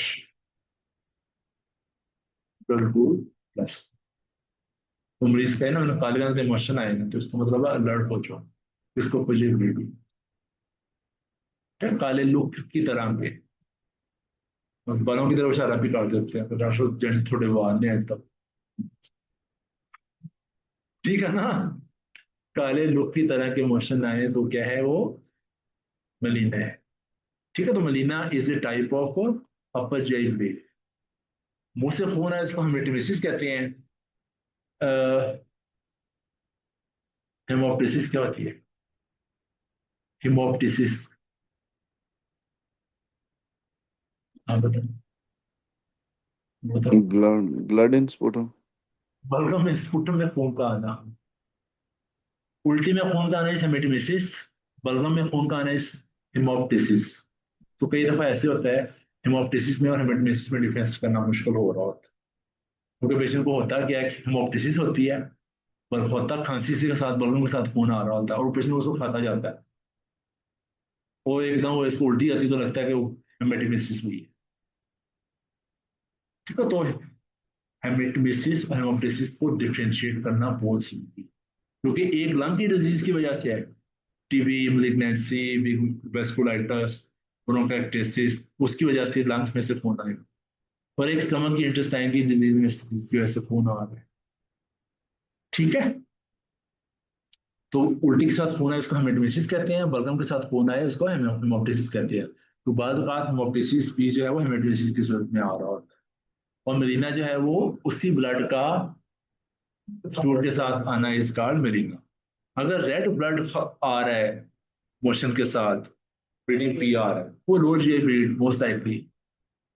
सबसे common cause is haemorrhoids, then fissure, then सियोकोलोन, diverticulitis।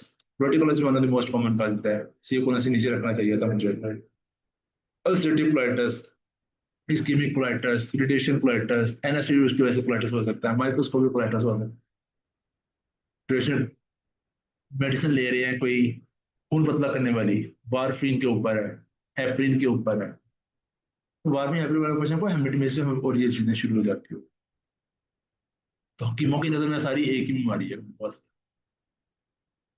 तेरा खून का रखना है, ठीक है ना। अच्छा जी,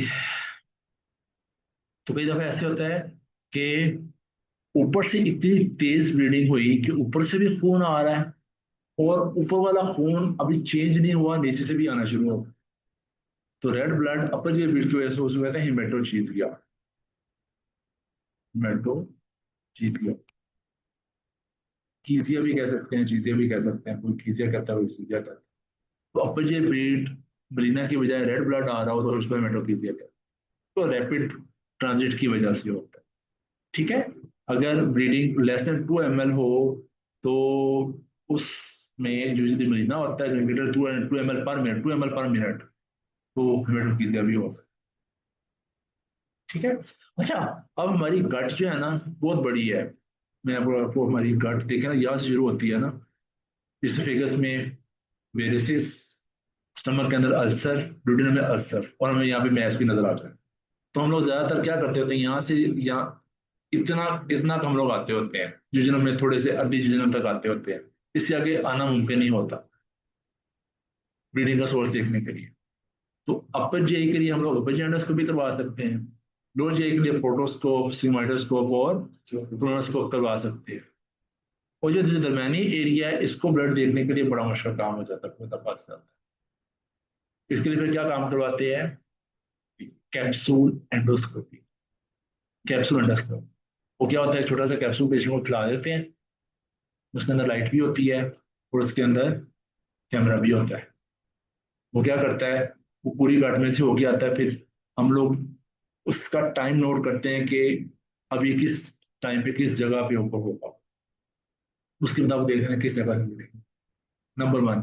नंबर टू, एंजियोग्राफी की जा सकती है। एंजियोग्राफी,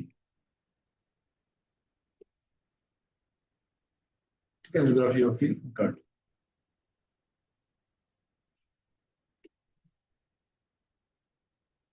ठीक है, तो इसके मुताबिक हम लोग देख लेंगे किस जगह पे ब्लड इकट्ठा होगा। ठीक है, एंजियोग्राफी वो भी की जा सकती है। एक एक यूज होगी सर, टेक्नीशियम स्टेन्ड आरबीसीज।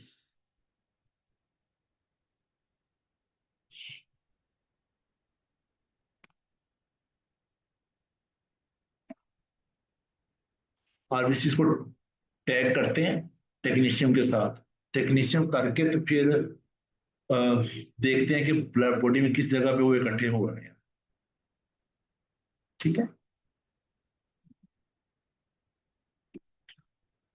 ये इस तरह का।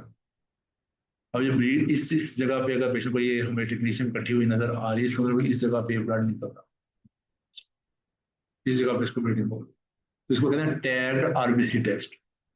अब ये बड़े स्पेशलाइज टेस्ट, देखिए अपन ये ब्लीड के या ऑब्सक्योर ब्लीडिंग जिसमें हम ब्लीडिंग की कॉज नहीं मिल रही, वहां पे हम लोग ये टेस्ट करवा सकते हैं। तो आप लोगों ने पॉजिटिव चीजें पहली दफा सुनी होंगी, टैग्ड आरबीसीज, एंजियोग्राफी और कैप्सूल एंडोस्कोपी।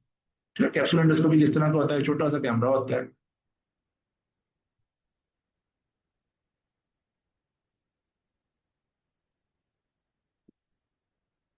ये इस तरह का ही।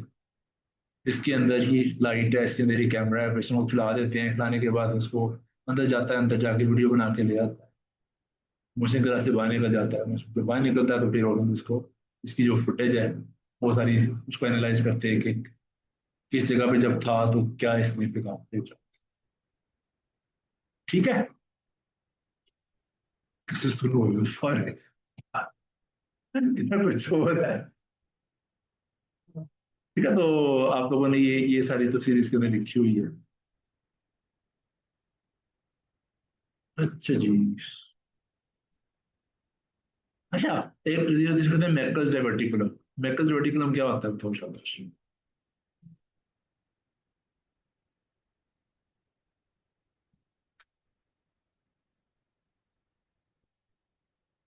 मैकस डाइवर्टिकुलम जो है अलहदा से एक डाइवर्टिकुलम है जो कि 2 feet proximal to the ileocaecal junction होता है। 2 से 3 इंचज का होता है, 2% लोगों के अंदर होता है। दो तरह का इसमें म्यूकोजा होता है, इसमें इंटेस्टिनल म्यूकोजा भी होता है और स्टमक का म्यूकोजा होता है। अब स्टमक के म्यूकोजा में खास बात क्या होती है? हमारे स्टमक के अंदर बाकी गट से क्या चीज मुख्तलिफ है? एसिडिक शाबाश, वहां से एसिड रिलीज होता है। इस वजह से जब एसिड रिलीज होगा, लेकिन हमारे स्टमक की एसिड की तो प्रोटेक्शन के लिए बहुत कुछ है, म्यूकस है, हमारे इंटरफ्यूरॉन्स हैं। ठीक है, तो आगे जब स्टमक एसिड आगे गट में आता है तो पेंक्रियाज की सिक्रीशन है उसको न्यूट्रलाइज करने के लिए, जहाँ पे तो कुछ भी नहीं है, यहाँ से एसिड रिलीज होगा तो क्या होगा? खुशता चला जाए, ब्लीडिंग होगी। तो बच्चा है तो ब्लीडिंग पर रेक्टम के साथ आता है, तो उसका इंपॉर्टेंट काज इज मैकल्स डिवर्टिकुलम। मैकल्स डिवर्टिकुलम, ठीक है, तो इसके लिए वो अलग से स्कैन किया जाता है, मैकल स्कैन कर। ठीक है।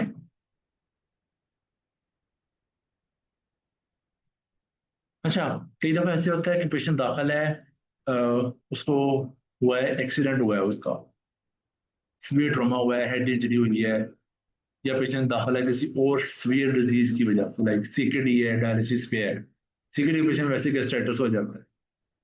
जब बहुत ज्यादा स्ट्रेस होती है ना, तो स्ट्रेस की वजह से बॉडी के अंदर एसिड ज्यादा प्रोड्यूस होता है। तो स्टमक के अंदर अल्सर प्रोड्यूस हो जाते हैं, उसको कहते हैं स्ट्रेस अल्सर्स। तो इस वजह से आपने अक्सर का देखा होगा कि हम लोग जो दाखिल मरीज होते हैं वो एक आधा पीपीएच भी दे रहे होते हैं। वो क्यों दे रहे होते हैं? इस स्ट्रेस अल्सर से बचने के लिए। जो लोग क्रोनिकली स्ट्रेस में रहते हैं उनको जीआई मसले मसाइल ज्यादा हो, चाहे वो आईबीएस हो, चाहे वो अल्सर की फॉर्म के। क्योंकि तो स्ट्रेस एक इम्पोर्टेंट कॉज है ये काम करवाने, इरिटेबल बाउल सिंड्रोम और स्ट्रेस अल्सर करवाने की। ठीक है।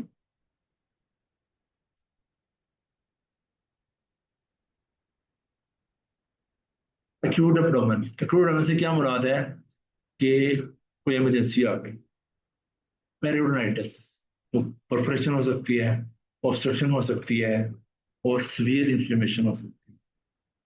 समझिए नहीं? फर्ज किया ये स्टमक है, पेशेंट को पहले यहाँ पे सिंपल अल्सर था या ड्यूडेनम में अल्सर था, अब वो अल्सर परफोरेट हो गया। अब होगा क्या कि स्टमक के कंटेंट्स, ड्यूडेनम कंटेंट आ जाएंगे पेट के अंदर, पेट के अंदर इरिटेशन करेंगे बहुत ज्यादा। अब पेशेंट को एब्डोमिनल पेन के साथ सीवियर टेंडरनेस भी होगी, रिजिडिटी होगी। रिजिडिटी से क्या मुराद है? पेट सख्त मिलेगा, हार्ड मिलेगा, बोर्ड लाइक। पेशेंट का एग्जामिनेशन करने जाएंगे, वो आपको हाथ नहीं लगाने देगा, दर्द है मुझे, वो आप गार्ड करेगा। तो वर्ड करके याद रखते हैं, tenderness, guarding, rigidity, severe abdominal pain. फिर किसी को शो कर रही है कि अंदर अब क्या हो गया है, एक्यूट एब्डोमिनल, अंदर या परफोरेशन हो गई है या ऑब्स्ट्रक्शन है। ठीक है। तो इनकी वजह से पेशेंट की फिर इमरजेंसी लेप्रोटमी रिक्वायर्ड होती है। उसके अंदर परफोरेशन जब हो गई है, हमेशा उसको रिपेयर ही करना है हम लोगों ने। इस तरह से एक मेडिसिन बंदा जो जिसने मेडिसिन में स्पेशलाइजेशन करनी है, उसको सर्जरी के केसेस को पहचानना जरूर होना चाहिए। मैं ना मेडिकल इमरजेंसी में काम कर रहा हूँ, हॉस्पिटल ने मुझे ला के दिखाया कि सर ये पेशेंट की ईसीजी अगर हम मैंने इसी में चेंजेस थी, उसका मैंने उसको ट्रीटमेंट बता दिया। वो दूसरी दफा मेरे पास आया, मैंने कहा नहीं, मुझे मरीज दिखाओ। मैं मरीज के पास गया और मेरे पेट को, पल्स को देखा, मैंने पेट पे हाथ लगाया तो उसका पेट अच्छा खासा टेंडर हो। मैंने कहा इसका भी एक्सरे करो। अब परफोरेशन में हम एक्सरे पता क्या करवाते होते हैं? X ray erect abdomen. उसके अंदर हमें क्या चीज नजर आती है? गैस अंदर ही गया। ठीक है, एयर अंडर द डायफ्राम। ये वाला X ray one of the most famous X rays है।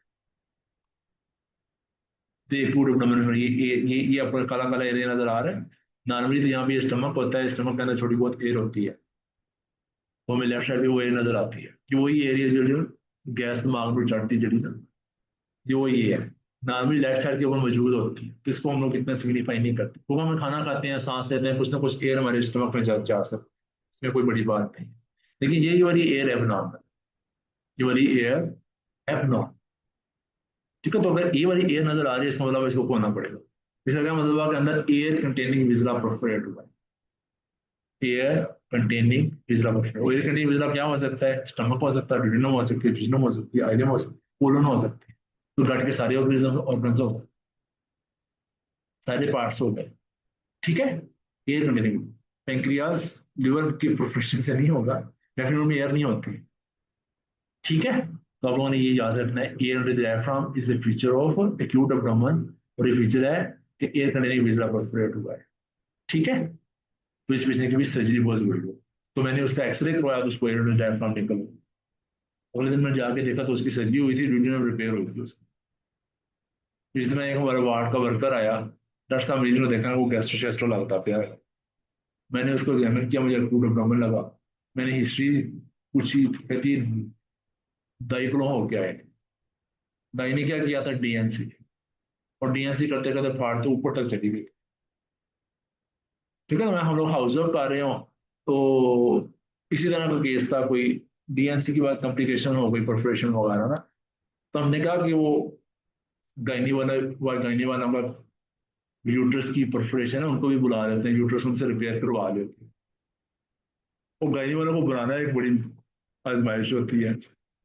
वो आ तो गई है, लड़कियां छोटी हाइट की होती है, उनके लिए स्पेशली स्टेप्स रखे गए, वो स्टेप्स पे ऊपर खड़े होकर भी ना मेरी हाइट के ना नीचे ही आ रही हो।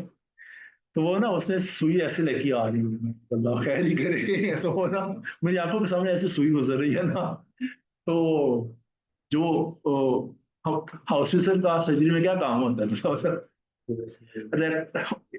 ये ट्रैक्टर पकड़ के खड़े होना। तो हम लोग ट्रैक्टर पकड़े के खड़े हो रहे थे ना, मैंने उसको उसका उसका उसको दिया हुआ था कि अपना काम करे, तो मेरे ट्रैक्टर पकड़ के खड़ा हूँ। तो इंटेस्टाइन्स तो मूव करती हैं, पेरिस्टासिस होता है, तो पेरिस्टासिस करते करते उसके आई ना फील्ड ऑफ विजन के अंदर ना, तो मुझे कहती है ये अपने वाले ऑर्गन्स परे करो। क्या छुटाया था मैडम आपने, कौन सा यहाँ पे बॉर्डर रखा हुआ है। हम लोग यहाँ पे यूट्यूब रिपेयर करने आए, बात तुम अपने वाले ऑर्गन को संभालो। ठीक है, तो बड़ी यादें आती हैं आप लोगों की। लेकिन वही कहने की बात, मकसद, जरूरी बात कि आपने मेडिसिन में भी जाना है तो अपनी सर्जरी में हाउस जरूर करनी है, कि सर्जरी का पेशेंट मेडिसिन में पड़ा ना रह जाए। अपेंडिक्स डायग्नोज नहीं हुई, परफोरेशन डायग्नोज नहीं हुई, पेशेंट सेप्सिस में जाएगा, डीआईसी में जाएगा। हर्निया है पेशेंट का, उसकी स्ट्रैंगुलेशन डायग्नोज करना जरूरी है। ठीक है, तो इस वजह से आपने पूरी कोशिश करनी है कि सर्जरी के केसेस कम से कम डायग्नोज जरूर करना है। सर्जरी का डायग्नोज बड़ा सीधा वाजे होता है, लेकिन आपने जो चीज देखी नहीं ना होती, आप वो सोचते भी नहीं, असल में होता ही है। ठीक है, तो एक्यूट एब्डोमेन के अंदर परफोरेशन है, ऑब्स्ट्रक्शन, ऑब्स्ट्रक्शन हम लोगों ने कर ली। ऑब्स्ट्रक्शन के अंदर फिर गट की ऑब्स्ट्रक्शन, सीबीडी की ऑब्स्ट्रक्शन, यूट्रस यूरिटस की ऑब्स्ट्रक्शन, ये सारे सर्जिकल इमरजेंसीज बन सकते। ठीक है, अब सीबीडी कहाँ पे होती है, कॉमन बाइल डक्ट कहाँ पे होती है, लड़की आप बताओ, कॉमन बाइल डक्ट कैसे बनती है। ठीक है अंकल, बिल्ली एनाटॉमी, Hepatic और cystic gut में ये common bilateral बिल्ली हो गया। ठीक है, बिल्ली एनाटॉमी हम लोगों ने उससे बड़ी तफसील से की थी, ये आप लोगों ने याद रखनी है। फिर लिवर है, right hepatic duct, left hepatic duct, ये दोनों मिलकर बनाती हैं common hepatic duct. Common hepatic duct हमारी गॉलब्लैडर की डक्ट को कहते हैं सिस्टिक डक्ट, इससे साथ मिलकर बनाती है सीबीडी। अब इसका मतलब क्या हुआ कि लिवर की जितनी भी सिक्रीशंस हैं वो जमा होती हैं गॉलब्लैडर के अंदर, या सीधी आती हैं सीबीडी के थ्रू गट के अंदर। और गट में कहाँ पे खुलती है, second part of the urine. अब गॉलब्लैडर के अंदर जब सिक्रीशंस जमा होती हैं तो can lead to stone formation. यहाँ पे स्टोन निकल के यहाँ पे फंसे तो एक्यूट कोलिस्टाइटिस करवाएगा, यहाँ पे फंसे तो ऑब्स्ट्रक्टिव जॉन्डिस करवाएगा। जब ऑब्स्ट्रक्शन हो गई तो पिछला एरिया इन्फ्लेम होना शुरू हो जाएगा, इन्फ्लेम होगा तो इन्फेक्शन होगा, इन्फेक्शन को हम कहते हैं कोलिंजाइटिस। तो यहाँ पे फंसेगा तो कोलिसिस्टाइटिस, कोलिस्टाइटिस होगा तो patient right hypochondrium pain, tenderness, Murphy's positive. यहाँ पे फंसेगा तो ऑब्स्ट्रक्टिव जॉन्डिस, और इन्फेक्शन हो गया साथ कोलिंजाइटिस डेवलप हो गया तो फीवर एंड टेंडरनेस। ठीक है, तो आप लोगों को नई एनाटमी ये वाली याद रखना। कोलिडोकोलिथेसिस होगा, वही ना, कोलिडोकोलिथेसिस, कोली ये, डोको ये, लिथेसिस में स्टोन का बना। सर एक पेशेंट है उसकी गॉल ब्लैडर में स्टोन है, जब वो खाना खाती है उसको दर्द होता है, तो उसकी रीजन क्या है?